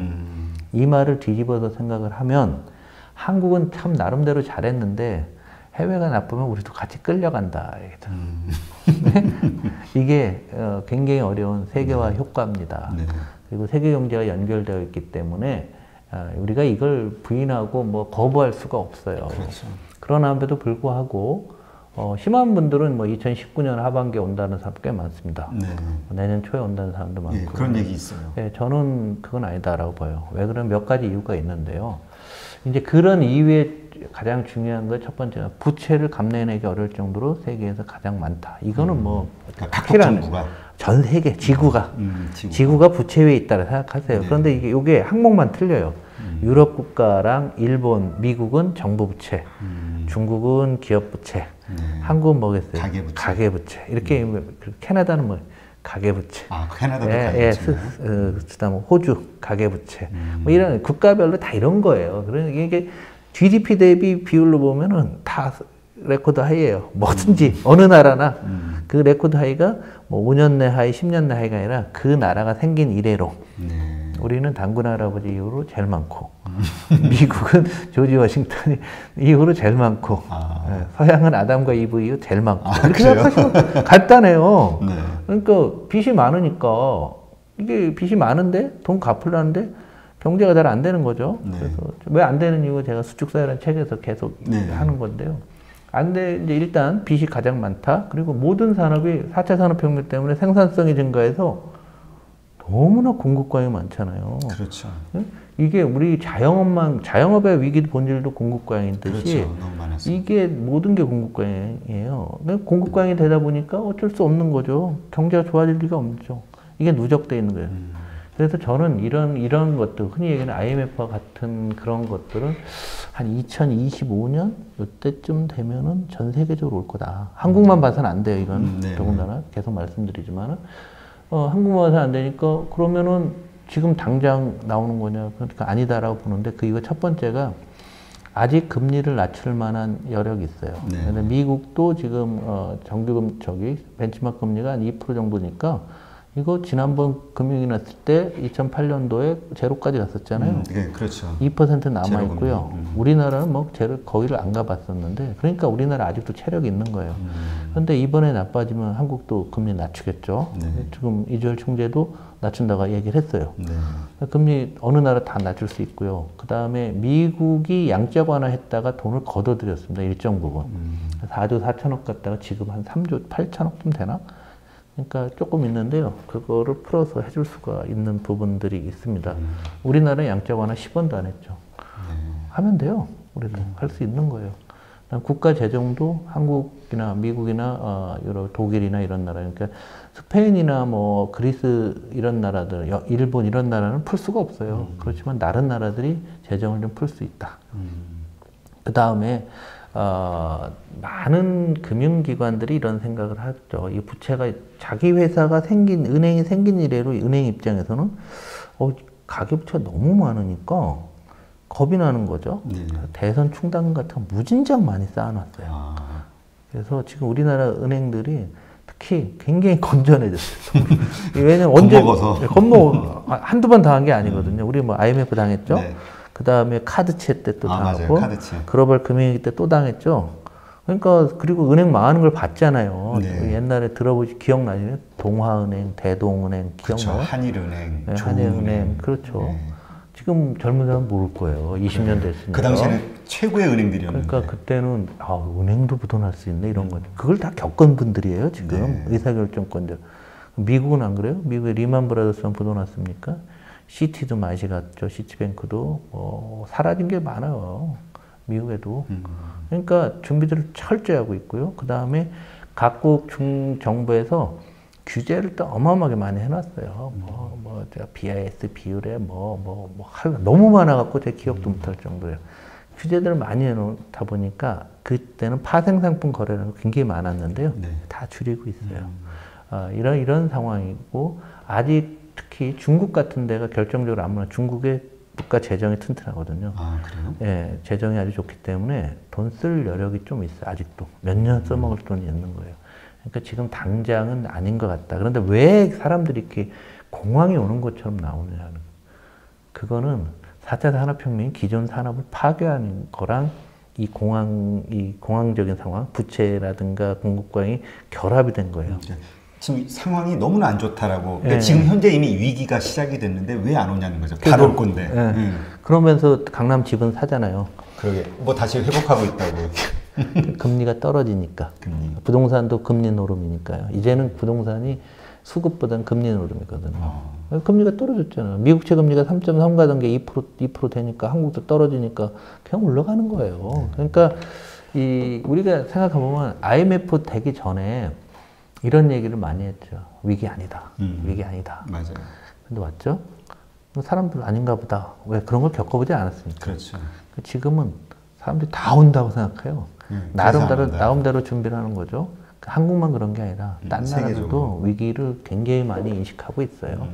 그러니까 뭐 지금은 아니네. 그러니까 지금은 아니나 또 조금 낮았다가 또 나빠지고 또 하다가 저는 2024, 5년 이때쯤 되면은 더 못 기다리고 한번 꺾일 거다. 이때 무서워질 거고 그때가 되면은 이제 중국 문제나 이런 데 근본적인 하나의 큰 흐름이 발생할 거예요. 그때 어느 나라가 버티느냐도 또 하나 중요한 관점 중에 하나가 되겠죠. 중요한 건 미국 정부나 중국 정부도 다 알고 있어요. 그렇죠. 알고 있기 때문에 이걸 준비를 하고 있어요. 그렇기 때문에 쉽게 안 온다는 거예요. 네. 그런데 어쨌건 이 위기 속에서 많은 사람들이 피해를 입고 기업들이 무너졌지만 그 가운데서도 뭔가 대비를 했거나 아니면 그 기회를 잘 활용한 사람들은 또 부자가 되기도 하고 기업이 성장하는 계기도 있었잖아요. 그렇죠. 궁금한 건 뭐냐면 첫째, 우리가 그러니까 갑자기 올 수 있는 건 아니니까 징조라는 게 있지 않습니까? 사전에 여러 가지 지표의 징조가 됐든 어떤 것들을 보고 이제 위기가 시작이 돼 이런 큰 위기가 올 거야 라고 예상할 수 있는 지표랄까 징조 같은 게 뭐가 있을까요? 전통적인 금융 지표는 제가 계속 말씀드리는 게 금리 말씀을 계속 드리고 있는데요. 금리고 금리를 결정하는 것은 물가예요. 물가가 올라간다 하게 되면 금리가 올라가겠구나. 그런데 빚 많은 사람은 뭘 제일 걱정할까요? 이자 비용이잖아요. 똑같은 겁니다. 그러면 그 사람이 이자가 비용이 올라갈 거니까 소비를 줄일 거 아니에요. 물건은 더 안 팔릴 거 아니에요. 그렇죠. 이렇게 한번 생각을 한번 해보자는 얘기죠. 그래서 지표는 뭐 별게 없어요. 그 금리 문제가 제일 중요한 부분들이고요. 또 하나 사람들이 아까 착각을 했다라는데 이런 우리의 어떤 구조적인 위기인데 이게 부채에서 발생하는 위기도 있고 또 하나 4차 산업혁명이 뭔가 파괴하는 것을 이걸 마치 위기라고 생각하는데 요거는 틀린 거예요. 요거는 혁신과 경영자의 능력으로 막을 수 있는 겁니다. 근데 그걸 막지를 못하니까 두 개를 섞어서 이상하다. 세상이 망하나 보다 이러는 거예요. 자기 장사 안 되는 게. 예를 들면 우리나라 올해 그 소매 판매가 470억, 그러니까 가게에서 뭔가 파는 게 전체 소비는 700조가 좀 더 되고요. 그러니까 470조 중에서 온라인으로 팔리는 게 올해가 120조 정도 생각합니다. 작년에 몇 조였냐 이게요. 100조였습니다. 재작년에는 80조, 90조였어요. 그 전에는 70조. 그 얘기는 뭐예요? 1년에 일반 소매점 판매가 10조, 20조씩 준다는 얘기잖아요. 제로섬으로. 그러한 과학기술이 발생시킨 어려움하고 지금 우리가 논의하고 있는 글로벌 금융위기와는 개념이 틀린 거예요. 근데 나 장사도 안 되는데 세상이 이렇게 어려우니까 망할 것 같이 생각이 든다는 이거는 잘못된 거라는 거죠. 그래서 이럴 때일수록 역으로 새로운 트렌드를 받아들이려고 노력하고 혁신하고 하는 사람과 그냥 큰일 났네, 하늘 무너지나 보다, 이건 틀리다라는 거예요. 그래서 이게 분명히 4차 산업혁명이 만들어 놓은 어떤 변화라고 하게 되면 이건 무조건 쫓아가야 되는 거고 자신의 기존 사업을 되돌아봐야 되는 거고 근데 이제 금리 문제라든가 뭐 이런 거시 지표에서 발생하는 이런 문제는 그건 이제 그 지표를 잘 살펴봐야 되는 거죠. 그래서 구분해서 봐야 되는데 우리는 지금 구분을 안 하고 사람들이 막연한 불안 심리에 너무 깊게 노출돼 있다는 굉장히 안타까워요. 이 부분에 대해서. 그렇죠. 그러니까 모든 것이 이런 상황들이 하여튼 그래서 이제 뭐 정부의 어떤 경제 정책 탓이라든가 이런저런 이제 뭔가 지금 상황에 대한 원망의 원인을 찾아야 되잖아요. 그래야 좀 마음이 좀 편안하니까. 그러다 보니까 이제 그런 이야기도 나오고 그러는데 말씀하신 대로 지금 산업혁명, 4차 산업혁명에 의해서 바뀌어지는 그 전환점에서의 기존 산업이 무너지는 것도 위기로 보면 안 된다라는 말씀이신 거잖아요. 그거는 기회가 되겠죠. 소수의 사람들한테. 대부분의 사람들은 위기인데 이건 정책 위기가 아니라는 거예요. 우리 고객이 식당 가서 밥을 안 먹고 전화로 배달해서 드시는데 그게 무슨 정부의 문제랑 무슨 상관이 있습니까? 그게 너무 커지고 있는데 그게 그냥 온라인 중에도 모바일의 비중이 40 가던 게 지금 70까지 올라왔어요. 온라인에 70%가 모바일에서 되고 있어요. 본인도 모바일로 뭐 주문하면서 그런 소리를 한다 얘기예요. 네. 그러면 장사 안 된다, 안 되는 게 당연하죠. 네. 그러니까 지금 우리 좀 더 냉정하고 솔직해져야 되는데 이게 그런 얘기를 안 하고 있잖아요. 그렇죠. 네. 그러면 이제 좀 약간 거시적으로 보면은 어떤 그런 그 과거의 그런 세계적인 금융위기들 오기 전에는 있었던 현상들이 뭐 빚이 오히려 채무가 줄어드는 현상, 그러니까 돈이 잘 안 오히려 막 돈이 안 도는 거죠. 빚 갚느라. 그 다음에 또 장단기 금리가 역전이 되는 현상들이 있었다. 네네, 맞습니다. 그래서 뭐 지금도 장단기 금리가 역전이 되고 그래서 위기 이런 얘기 하시는 분도 있거든요. 네네, 맞습니다. 지금도 그런 지표가 있으면 장단기 금리 역전됐는데 물가가 안 올라가니까 금리가 안 올라가면 아무것도 아니에요. 그러니까 이게 옛날 경제학이에요. 아, 이게 옛날 경제학이라는 얘기예요. 그래서 제가 환영받지 못합니다. 경제학자들이 싫어요. 다 옛날 경제학 갖고 뭘 그 옛날 얘기하냐고 하는 건데 그거 아니고요. 그러면 이런 거죠. 반대로 이렇게도 생각하면 돼요. 집값이 막 올라간다. 그럼 난 좋은 거냐라는 거예요. 네. 안 좋은 겁니다. 이제는. 왜? 옛날은 틀렸죠. 왜? 올라가면 떨어져. 왜? 수급이 어느 정도 다 균형을 맞춰 있고 올라가는데 집이 너무 요즘 비싸니까 다 부채를 끼고 사는 거예요. 네. 부채가 늘어나는구나. 집값이 올라가면 물가가 올라가고 부채도 증가하고 물가도 올라간다. 물가 올라가면 금리 올라가는 거예요. 그러니까 금리 부채는 또 더 늘고 금리도 올라가면은 자기가 이사 갈 거 아니었는데 올라갔다가 그냥 더 떨어진다는 거죠. 그러니까 이 생각 자체를 과거와는 완전히 다르게 하셔야 되는 거죠. 그렇군요. 그러면 그렇게 뭔가 앞으로 말씀하신 2024년 5년이 됐든 아니면 뭐 좀 더 빨리가 됐든 그러한 위기가 올 거라고 만약에 믿고 있는 사람이라면 그 자산 관리랄까요? 그 투자 같은 거를 어떻게 하는 게 좋은가요? 이제 역사적으로 처음 겪는 어떤 상황이라서 솔직히 말씀은 저도 모릅니다. 그러나 예. 추론해 볼 수 있는 거는 이 문제는 제가 계속 말씀드리지만 부채의 위기가 앞에 있는 거는 이 부채를 그냥 갖고 세계 경제에 갈 수가 없어요. 한번 털어야 돼요. 어떤 식으로. 턴다는 얘기는 누군가 희생자가 나온다는 얘기죠. 그렇죠. 근데 한국은 가계부채니까 가계부채는 부동산과 관련된 부분 그리고 중소기업들, 어려운 데들. 여기서 또 중소기업은 까먹지 말아야 될 게 이게 4차 산업혁명 때문에 어려운 건지 내수가 침체돼서 어려운 건지 이 구분을 잘해야 되는 거예요. 그냥 통째로. 그런데 4차 산업혁명 때문에 어렵다고 하면 어려질 거라고 생각하면 지금 기존의 산업을 과감하게 바꿔야 되겠죠. 이걸 갖고 있다가 위기를 맞으면 더 어려워지는 거니까. 그렇죠. 그게 아니고 그냥 단순하게 무슨 뭐 대기업과의 관계라든가 환율이라든가 이런 것도 기술 개발해서 할 수도 있는 거고. 근데 이 산업이 사양 산업이야. 앞으로 아무도 안 쓸 것 같아. 그러면서 장사 안 되면서 이게 뭐 최저임금 때문에 안 된다는 거 이딴 소리 해서는 안 된다는 거예요. 지금부터 그것은 움직여야 된다는 얘기죠.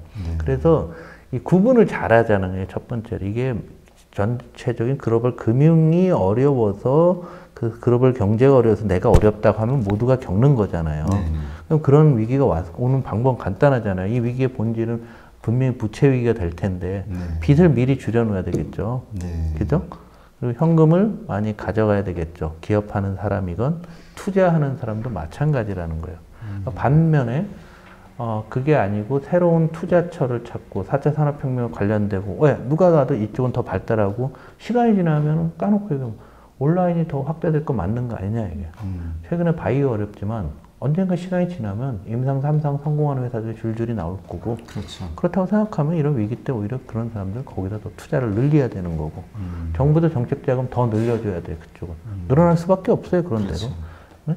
그렇게 이렇게 한번 생각하면 국가 전체적으로 있습니다. 그러니까 투자가 입장에서 할 게 별로 없는데 자기의 욕망을 좀 조절해야 된다. 너무 과도하게 그래서 많이 올라가게 되면은 이번에 그 바이오 회사들 거의 뭐 굉장히 무서운 일들이 벌어졌죠. 주가만 놓고 보게 되면은 뭐 3, 4년 동안 뭐 10배 올랐다가 원위치 한다든가 하면 그 사이에 어마어마한 게 있었는데요. 당분간 이게 미리 전조 증세 보여주는 겁니다. 그래서 밸류에이션이 안 나오는 회사들이 많이 올랐으면 좀 정리할 필요가 있다라고 보시고 그런데 뭐 이게 확실히 될 것 같다 되는 뭐 이런 거면은 또 거기는 오히려 투자를 늘려야 되겠죠. 그래서 소문이나 이런 걸 투자했던 회사들은 정리할 필요가 있고 네, 부동산 같은 경우도 이제 이게 부동산도 두 가지죠. 금리 문제인데 위기가 오면 금리가 올라가니까 떨어지는 요인이 되잖아요.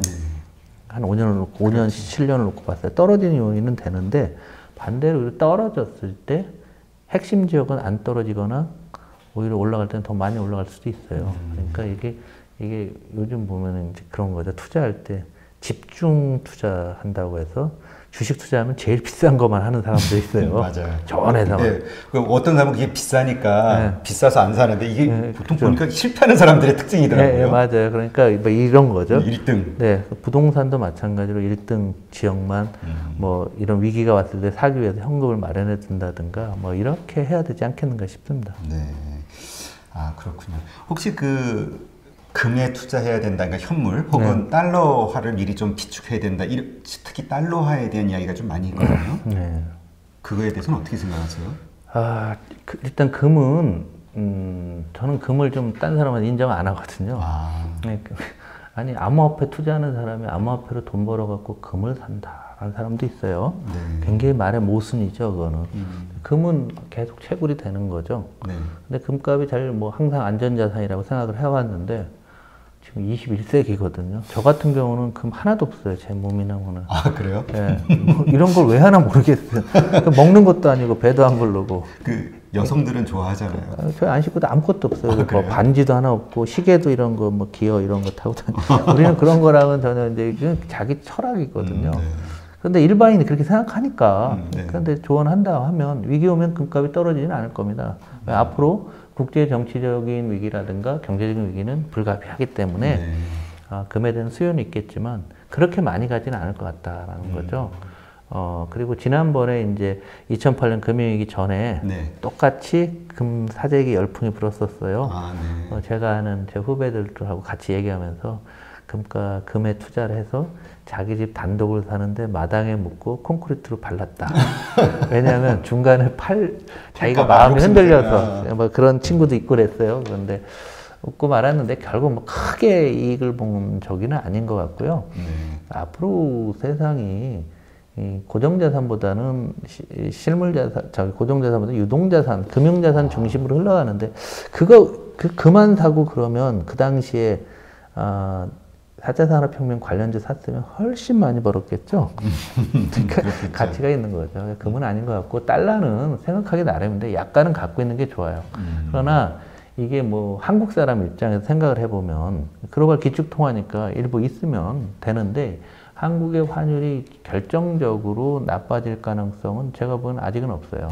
아직은? 예, 그러니까 무역 수지가 지금 뭐 우리가 이제 뭐 언제 적자 나냐 하는데 무역 수지가 적자가 나눌 때쯤 되게 되면 한국 경제는 다 망가진 거거든요.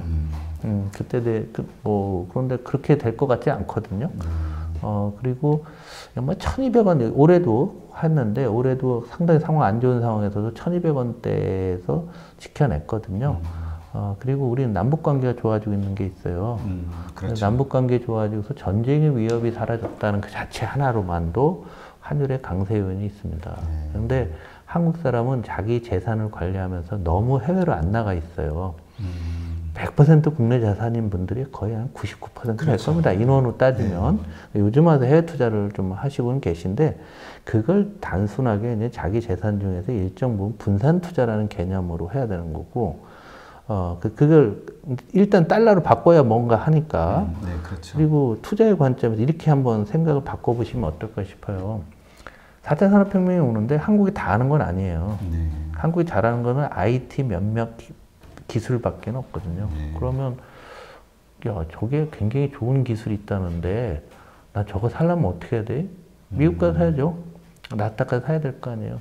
그렇기 때문에 자산을 적극적으로 운용하신다고 하면은 금융자산의 한 10%나 20% 정도를 달러로 바꿔놓고 그거로 4차 산업혁명, 한국에 없는 자산이나 올라갈 때 이런 용도로 할 수 있다라는 얘기죠. 그래서 100% 원화만 있는 것도 썩 좋은 건 아니다. 그러니까 분산 투자인데 잘 모르는 위안화로 하는 게 맞냐. 그러면 이렇게 미국과 저기 금융전쟁을 해서 위안화를 이제 환율을 확 절상을 시켜갖고 달러당 3.5위안, 3위안 된다 하면 그 중국에 투자를 해야 될 거예요. 네. 당연히 위안화에 그렇게 생각하는 사람 없잖아요. 그렇죠. 네. 없으면서 왜 또 환율 전쟁을 한다 소리를 왜 하나 모르겠어요. 그렇게 생각 안 하면서. 그러니까 미국이 압도적인.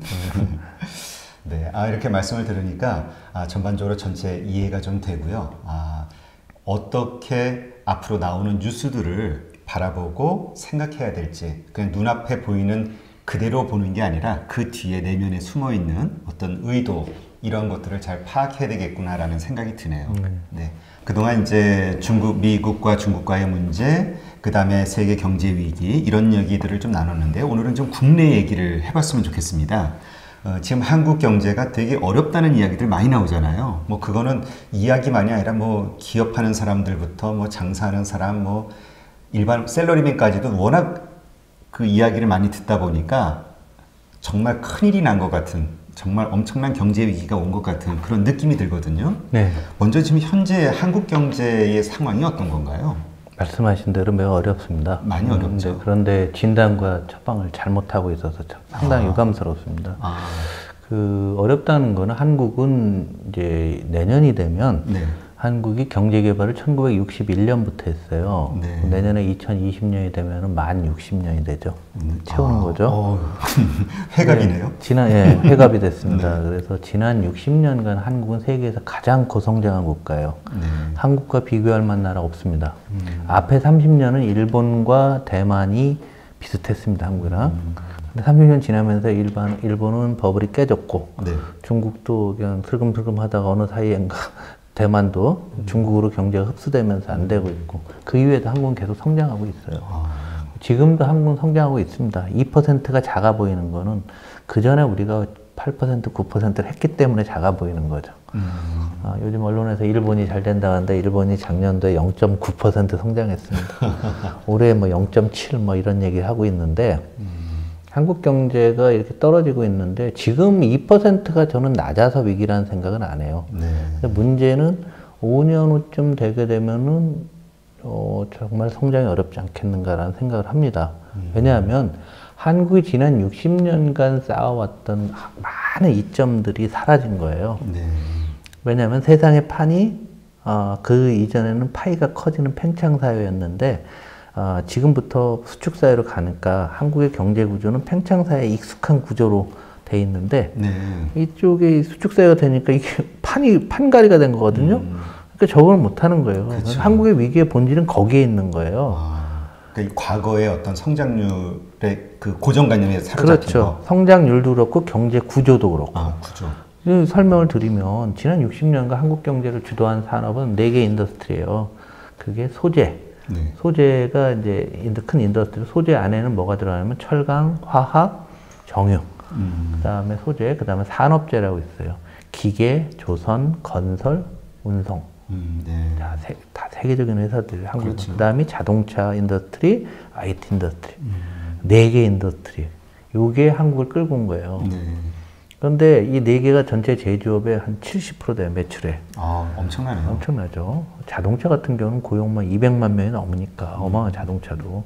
그러니까, 근데 잘 보시면, 여기 다 세계적인 기업이 있었는데, 이 세계적인 기업들을 중국이 지난 20년간 다 똑같은 공장을 다 져버렸네. 그러니까 전 세계적으로 생산 능력이 2배로 된 거예요. 네. 2배로 되다 보니까 한국의 주력 산업이 이거는 딴 나라들이 따라올 때 우리가 도망갔어야 된다. 못 도망가고 제자리 있다 보니까 다 추월이 된 거죠. 네. 그렇게 되니까 어떡하냐 이게요. 이게 한국 제조업의 어떤 근본적인 문제고, 네. 이제 그게 수출과 연결이 되는 거예요. 그러니까 우리는 수출이 줄어드는 것을 별로 경험해 보지 못했는데, 그렇죠. 최근에는 자주 경험해요. 예, 자꾸 네. 뭐 마이너스로 떨어지고 있어요. 지금 4분기 그러니까, 연속 떨어졌다고. 그러니까 저희 같은 이제 베이비 부머들은 수출이 어떻게 줄지? 우리는 항상 늘어나는 거였는데, 그러니까 당연히 야, 이거 큰 위기다라고 생각하는데, 가장 중요한 게 그게 무슨 뭐 정책의 문제 뭐 이런 게 아니고 우리의 산업 포트폴리오에 가장 큰 문제가 있다라는 거예요. 이걸 인정을 해야 되는 거예요. 근데 이런 얘기 제가 참 많이 했어요. 우리나라가 인구가 5천만인데 자동차를 거의 1,000만 대 가까이 만들어요. 미국은 3억 3천만인데 자동차 얼마 만드냐 얘기예요. 다 수입하잖아요. 1,000만 대 우리보다 조금 더 만들 거예요. 한번 생각을 해봐요. 우리가 얼마나 대단한 나라인가. 그렇죠. 네? 중국은 14억인데 3억 3,300만 대 만들어요. 3,300만 대. 야. 우리가 인구 대비 세계에서 자동차 생산 1위국일 겁니다, 아마. 그렇군요. 독일이 좀 더 많을 겁니다. 독일이 좀 많고, 조선은 이 조그만 나라에서 5천만 명인 나라에서 전 세계 배를 다 만들었잖아요. 그렇죠. 그러다가 줄었다가 이상하다면 뭐가 이상해? 당연하지. 그게 이상했던 거지. 운송, 아까 산업재에서 기계, 조선, 운송. 기계는 우리가 안 되겠죠. 조선 세계 1등 했잖아요. 완벽한 1등 했죠. 그렇죠. 90% 1등을 해봤잖아요. 운송도 우리 해운을 따지면은 해운이 한국이 세계 뭐 3, 4위권에 있던 나라예요. 네. 근데 이제 이게 해운업이 이제 그 지난번 글로벌 금융위기 이후에 구조조정 못해갖고서 이제 뒤로 확 밀려났죠. 그렇죠. 잘 생각을 해보시면 그 4개 인더스트리에서 문제가 벌어요. 건설이 우리나라가 얼마나 대단했습니까? 해외 건설 가서 무너진 지 해외 건설 때문에 무너진 지 지금 한 7, 8년 됐잖아요. 건설회사들 옛날 말 못하고 이제 아파트로 돈 벌지만 해외 가서 별로 못 벌어요.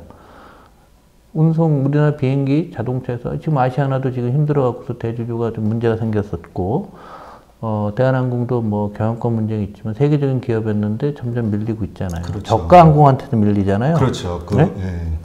제주도에 5만 원짜리 항공권 있는데 제 아들 얘기로는 뭐 2만 원짜리도 있다라고 하더라고요. 네, 그러니까 여러 가지 요일별로 앱들에 의해서 싸게 나오더라고요. 저는 깜짝 놀랐어요. 부산에 KTX가 5만 4천 원인데 5만 4천 원인가? 한 뭐 그쯤 돼요. 5만 얼마인데 어떻게 제주도가 싸냐 이게죠.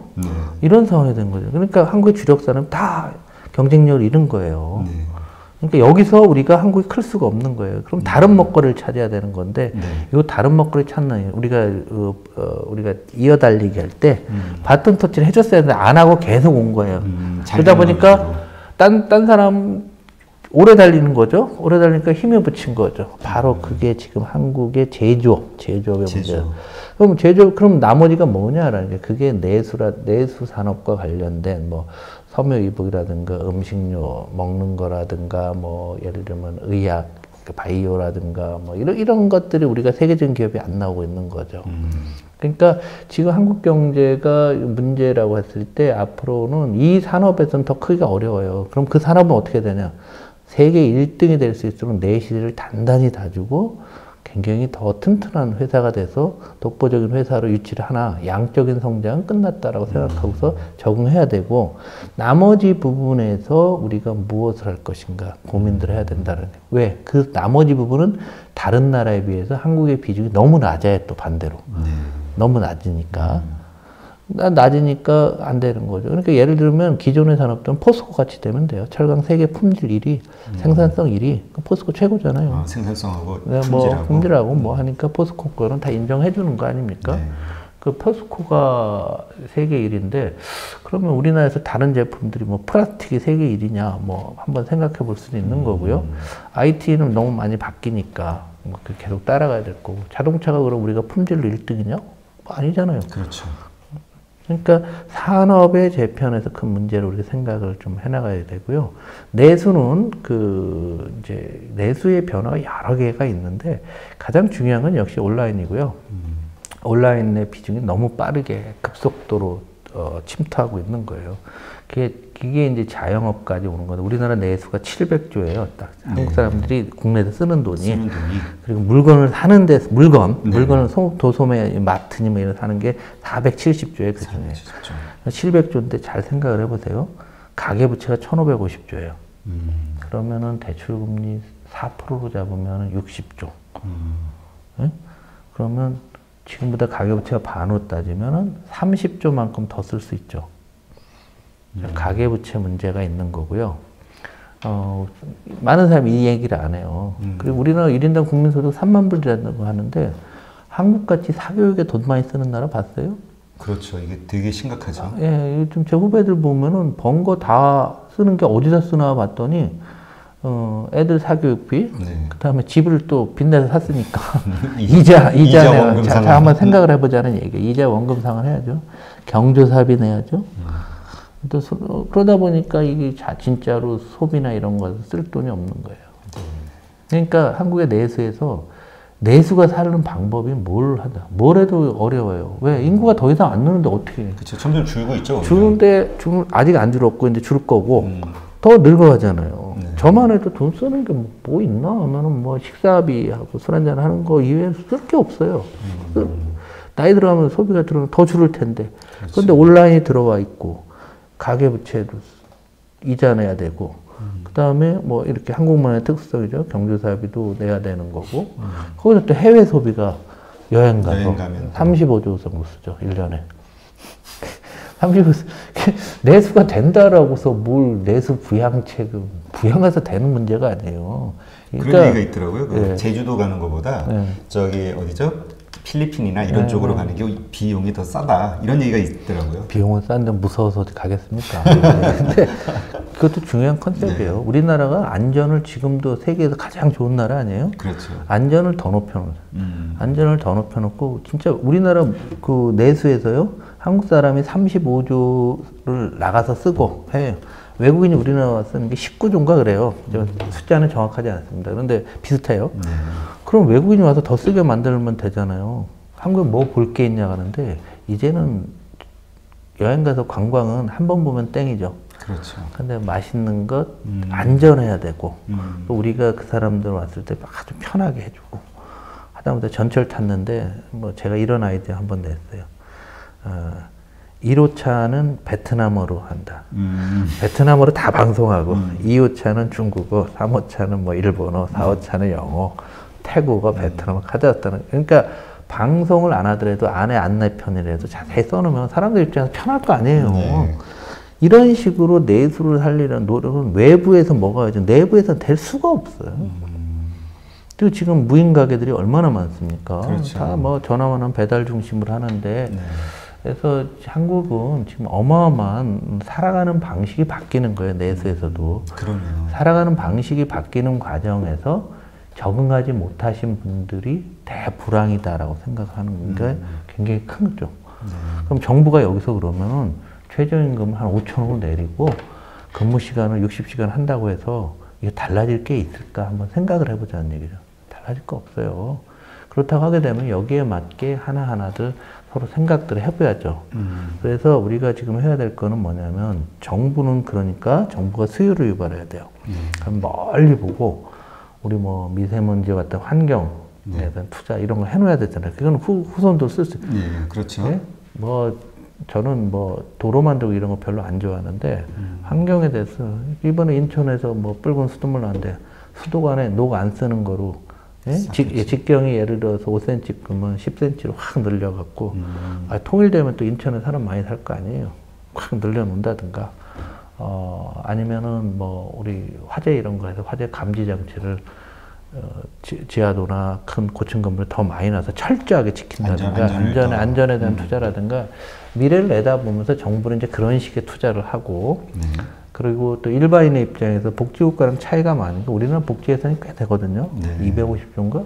엄청난 250조는 아니다. 꽤 많아요. 근데 이 돈들이 저는 너무나 잘못 쓰고 있다라고 봐요. 딴 나라는 이런 거죠. 네가 회사를 그만두지 못해도 어디 가서 잠잘 때 있고 먹고 살게는 해준다. 더 벌고는 못 벌고는 경기 상황에 따른 거고 네가 노력하기 따릅니다. 요 기초복지 요거를 한번 견고하게 해놓고 나머지들은 좀 알아서 하게 하는 게 제가 보기엔 굉장히 중요하다는 생각입니다. 그리고 이제 기업이나 이런 데들은 아까 산업 포트폴리오 기술 개발 계속하고 내수는 어쩔 수 없어요. 우리나라 내수가 너무 많기 때문에 내수는 좀 줄어들 것 같습니다. 그러면 지금 말씀하신 여러 가지 요소 때문에 내수 시장이 우리 자체적으로 커지기는 좀 쉽지 않다는 건데요. 그러면 과거처럼 다시 수출을 통해서 이제 뭔가 수익을 더 많이 국내 총생산량을 좀 늘리는 방식이 있을 수 있는데 그것도 어렵다는 말씀이시잖아요. 현재 우리의 산업 포트폴리오 가지고. 네, 그렇습니다. 다 공급방이죠. 네. 그러면 이제 그런 이야기를 하시는 분들이 있더라고요. 우리 그 1인 국내 총생산량을 그 주로 차지하는 게 이제 주로 그 제조업 분야, 뭐 농업이라든가 무슨 서비스업이라든가 이쪽 분야는 좀 낫다는 이야기거든요. 그러니까 이쪽 분야를 좀 키우면 이게 좀 더 생산량이 높아지면서 내수가 좀 더 좋아지지 않겠는가라는 이야기를 하는 분들도 있더라고요. 굉장히 이게 탁상공론적인 얘기죠. 농업을 키운다는데 우리나라 농업 인구 충분히 줄어 있고요. 근데 농업도 어느 정도는 되겠지만 그게 국민 먹거리가 되기는 어렵다고 봐요. 사이즈가 안 되고 우리나라에서 만든 농업 생산품의 품질을 높여서 유기농 뭐 이렇게 해서 중국으로 수출하면 되겠죠. 지금도 일본은 일부 하고 있는데 네네. 농업이라는 게 한계가 많습니다. 그런 것들 하기 위해서는 서비스업은 이게 키오스크가 돼서 서비스업에서 뭐 부가가치 창출할 게 없어요. 네. 그러니까 제가 좀 전에 여행 얘기를 한 이유가 네. 뭐냐면 없던 수요자가 들어오는 거잖아요. 없던 수요를 만들어라. 네. 예를 들면 이런 거예요. 서비스업 발전한다고 해서 예를 들면 공유 모빌리티 한다는 거 있죠. 네네. 그거 하면 일자리가 더 줄어요. 그렇죠. 택시사들 줄죠. 효율적으로 바뀌니까. 그럼 그거 해야 됩니까? 말아야 됩니까? 라면 좀 할 말이 없죠. 시간이 지나고 나게 되면. 그러니까 눈앞에서 그런 얘기하는 사람들 꼭 본인들의 이해관계만 따지는데 국가 전체에서 파이를 키울 수 있는 거냐 아니냐가 중요하다는 얘기예요. 그렇군요. 예를 들면 이런 것도 있잖아요. 우리가 리쇼링이라고 해서 한국 기업이 해외를 나갔는데 거기서 인건비라든가 많은 비용이 낮춰서 다시 한국으로 되돌아오는 거죠. 미국 기업들이 그걸 많이 합니다. 요즘 미국이 공화당 정부 때마다 각종 혜택을 줘서 들여오게 하거든요. 잘 안 와요. 그럼에도 불구하고. 그런데 니네 빼돌린 돈도 내가 눈 감아줄게. 까놓고 얘기하면 거기까지 가 있어요. 그러면 한국은 예를 들면 파이가 더 키워야 된다. 그럼 어떡하냐. 지금 우리나라 간척지 딱 놀고 있어요. 그런데 잘 생각해보면 우리나라가요. 세계에서 산업용 그 전기료가 제일 싼 나라거든요. 아, 그런가요? 네. 우리나라 전기료 제일 싸요. 그래서 요즘 국민들 전기료 낮춰달라는데 아무도 신문에 안 나오는 얘기가 산업용 전기료 얘기를 안 하잖아요. 맞아요. 그 얘기 끝나면 말 나오니까. 조용히 있어야지. 조용히 있어야 그런데, 그렇죠? 우리나라 용수 풍부하잖아요. 네. 물 풍부하죠. 전기 풍부하죠. 도로 최고로 잘 돼 있죠. 네? 그러면 이제 공장을 줘요. 네. 우리는 나갔던 기업에 금리도 우리는 낮은 편이에요. 돈 다 꺼줬어. 그럼 남은 건 이제 인건비인데 요즘 스마트 팩토리한테 인건비가 뭐가 중요해? 그죠? 그렇죠. 사람 줄었죠? 예. 그럼 남은 게 뭐예요? 세금 남죠. 세금을 많이 걷어야 된다? 아니죠. 세금도 딴 나라랑 비슷하게 해주면 한국에 더 효율적일 수 있는 거 아니에요? 다시 들어와서 하게 하려면? 네. 예, 그렇죠. 딴 나라랑 똑같이 해주면 되는 거잖아요. 그럼 왜 굳이 거기 가세요? 우리가 생각할 수 있는 게 그런 거예요. 그리고 지금 남북관계 중요한 게요. 우리나라 중소기업들 경쟁력 많이 상실돼 있는데 북한에다 갖다 지면 될 거 아니에요. 그렇죠. 한국 발전 모델이 있고요. 거기다 북한은 처음부터 4차 산업혁명으로 출발할 나라 아니에요. 최근에 짐 로저스가 가장 자극적인 나라라고 책을 냈잖아요. 네. 읽어봤는데 참 안 사시는 게 좋겠다. 그동안 한 얘기 그냥 대충 짜집게 해놨는데 제가 하던 얘기가 써 있더라고요. 전 세계에서 처음으로 북한이 개방되면 산업혁명을 중국은 3차 산업혁명에서 시작이 된 거예요. 그래서 빨리 따라온 거예요. 우리는 2차 산업혁명에서 산업화를 시작한 거는데 북한은 4차부터 시작한 거가 제일 빨라진다.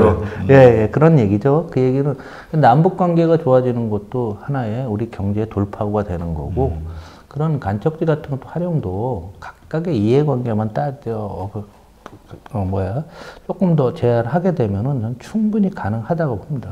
그래서 걔네가 와서 세금 내면 없는 것보다 나은 거 아니에요. 전기도 쓰고 하다 보면 거기 종업원들 뭐라도 밥이라도 사 먹고 하면서 경기가 부양되고 그 공장이 있음으로 해서 그 지역 또 부동산 가격도 좀 올라가게 되면 다 경기에 도움이 되는 거지 나쁠 건 없는 거예요. 그러면서 우리나라 국력이 세지는 거지. 이거는 아이디어의 문제가 아니라 실행의 문제예요. 그러니까 이게 결국은 말씀하신 거는 그러니까 현재 우리가 가지고 있는 것만 가지고는 그거는 안 돼요. 어려우니까 네네. 없던 소비자, 없던 거죠. 네, 없던 그 수익을 만들어내야 된다. 그러니까 지하철 얘기도 하지만 지금 보면은 시내에 단체행 아닌 사람들이 굉장히 많이 옵니다. 외국인들이. 그렇죠. 자유여행으로. 네, 자유여행으로 오시는 분들이 한국이 그렇게 편하대요. 근데 더 편하게 왜 못 해주는 거예요? 다 그런데 문제는 젊은 친구들이에요. 중년들이 좀 왔으면 좋겠고 요즘 보면 이슬람권에서 무슨 가족 단위 한 20명씩 거기 식구가 많잖아요. 자유여행 온 것도 봤어요. 내가. 흥미로워 갖고서 이렇게 쫓아가 봤어요. 그랬더니 이제 가자 한 사람은 가자 하면 식구들 쭉 따라오고 애들까지 하는데 이걸 좀 더 잘해놓으면 더 편리하게 주면 더 많이 오지 않겠느냐. 그러겠네요. 없던 소비자를 만들어야 된다는 측면에서 보면은 답일 수 있겠네요. 근데 그 대표님 그 현재 우리 30대 재벌이 가지고 있는 사내 보유금이 950조라는 얘기가 있어요. 네. 그러니까 이걸 점점 쓰지를 않고 계속 좀 모아놓고 좀 늘어나고 있는 추세란 말이죠. 그래서 뭐 심지어 뭐 여기다 세금을 매겨야 되느니 뭐 이런 얘기도 나오는데 기업들이 정말 활발하게 투자를 하지 않는 이유가 지금 할 수 있는 상황이 아니라고 생각해서일까요? 그러니까 비즈니스적인 측면일까요? 아니면 정책적인 측면에서 이 정치적인 측면에서 불안정스럽다라고 보는 걸까요? 여러 가지 이유가 있죠. 그러니까 MB 대통령 때 그 정운찬 총리가 그 이익공유제라는 얘기가 나오면서 그게 이제 출발이 거기서부터 시작한 겁니다. 근데 이게 한국만의 정책이 아니고 일본에서 그 얘기를 많이 했던 거예요. 그걸 베껴온 거죠. 그러다가 이제 지금은 이제 우리나라에서도 그런 얘기를 하다가 또 들어갔다 요즘 다시 좀 나오는 것 같은데요. 일단은 사유재산에 대해서 정책적으로 이랬다 저랬다 한다는 건 자본주의 기본 원칙에 어긋나는 건 맞아요. 근데 왜 이렇게 돈을 많이 쌓아놨을까 한번 생각을 해보는데 정책은 그 돈을 쓰게 만들어가는 게 정책이지 그 돈을 쓰게 하는 게 정책은 아니다. 쓰게 만들어야 된다라는 거죠. 그런 면에서 우리가 한번 생각을 해보면 첫 번째가 역시 IMF 트라우마입니다. IMF 때 우리나라 기업들이 그때 IMF랑 한국이 맺은 조약 중에 기업의 부채 비율 200% 규정이 있었어요. 그러니까 기업들이 큰일 났네. 그 당시에 400, 500 막 이랬거든요. 그러니까 이제 200을 맞추려고 어마어마한 노력을 했어요. 그러니까 기업인들은 무조건 건강해야 된다 해서 지금 상장 기업 같은 건 100% 언더로 왔습니다.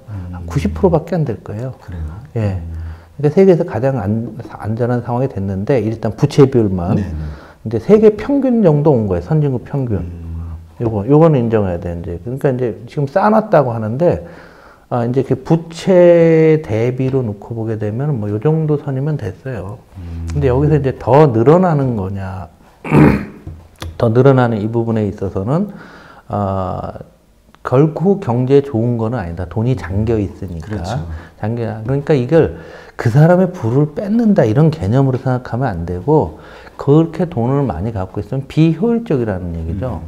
예? 비효율적으로 왜 돈을, 왜냐면 그 회사가 ROE, 자기 자본 이익률이 10% 나는 회사인데, 이 회사가 예를 들면 은행에다 여윳돈을 2%로 운영하면 8% 마이너스가 나는 거잖아요. 네, 그렇죠. 그래서 경제학에서 항상 이걸 균형 있게 잘 가져가야 되는, 그럼에도 불구하고 이제 지금까지는 어느 정도 왔는데 추가로 늘어나면은 그걸 쓰게 만들어야 되는 건데 이제 IMF 트라우마라는 거고요.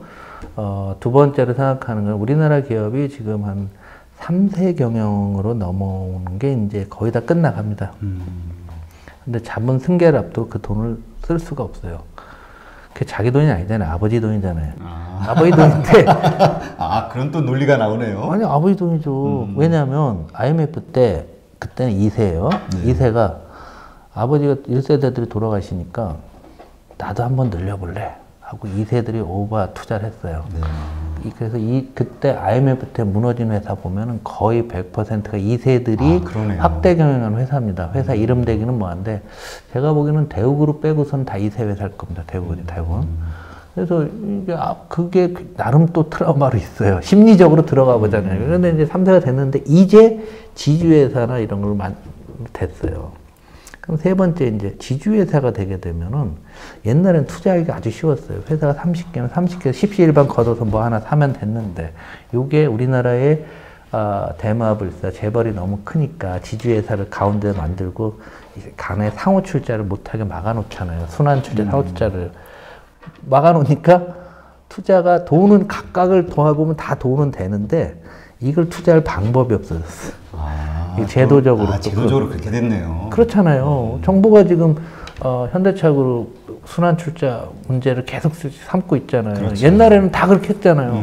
그거에서 투자가 늘었다는 거예요. 비정상적인 방법. 그러니까 지금 입장에서는 이제부터 돈이 충분히 있다라고 하면은 지주회사가 있고 오너가 갖고 있는 거고요. 그 지주회사 밑에 사업자 회사도 쭉 10개가 있는데 이 중에 한 회사가 돈을 많이 벌었다. 옛날에는 내가 50% 내고 너네 5%씩 내. 그래서 모아서 뭘 할 수가 있었는데 이게 지금은 5%씩 못 걷는 거예요. 얘 혼자 다 해야 돼요. 리스크를 얘 하나가 다 지어야 되는 거죠. 그러니까 제도적으로 쉽지 않은 부분들이 있는 거고요.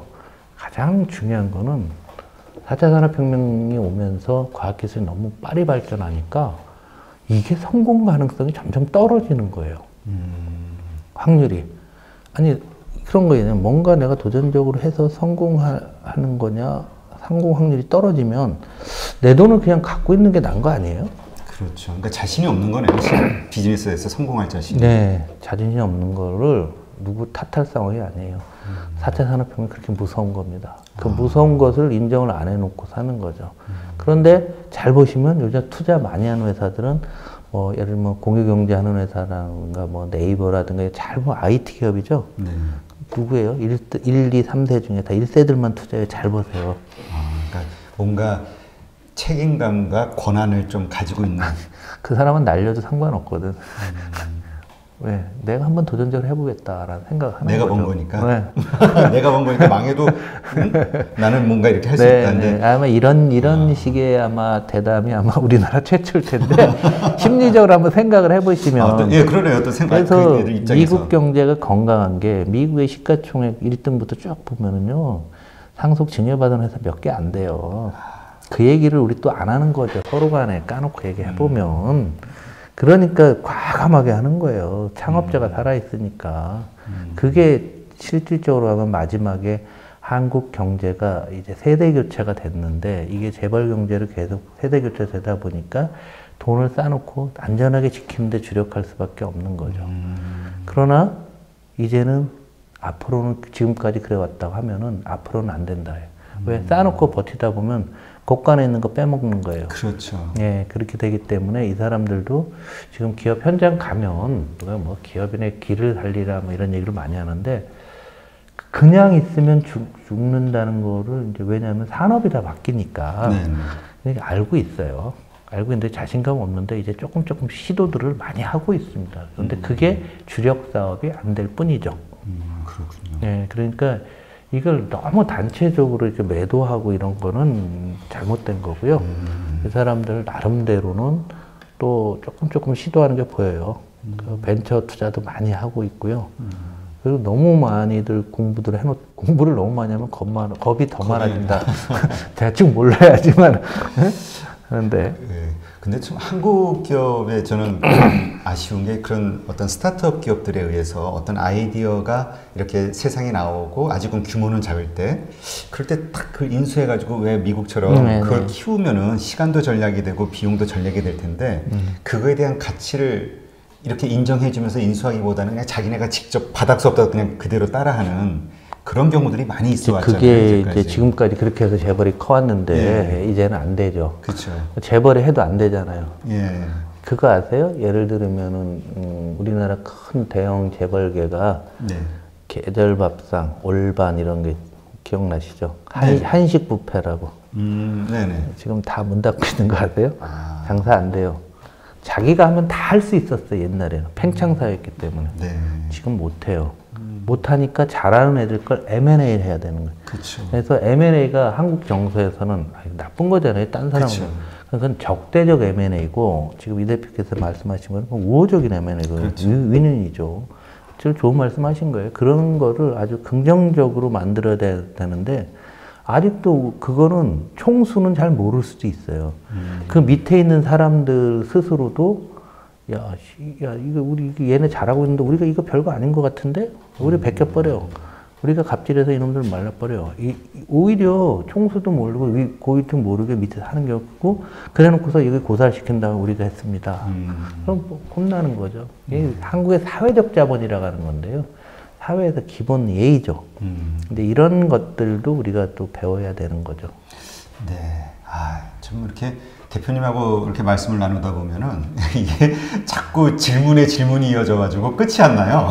대신 뭐 저는 이게 좀 내 용량이 좀 이렇게 가득 채워지는 느낌인데 과찬이십니다. 저한테 많이 뺏기시는 것 같은 기력을 뺏기셔서 네. 오늘도 이렇게 좋은 말씀 정말 감사합니다. 네, 감사합니다. 네. 예, 감사합니다.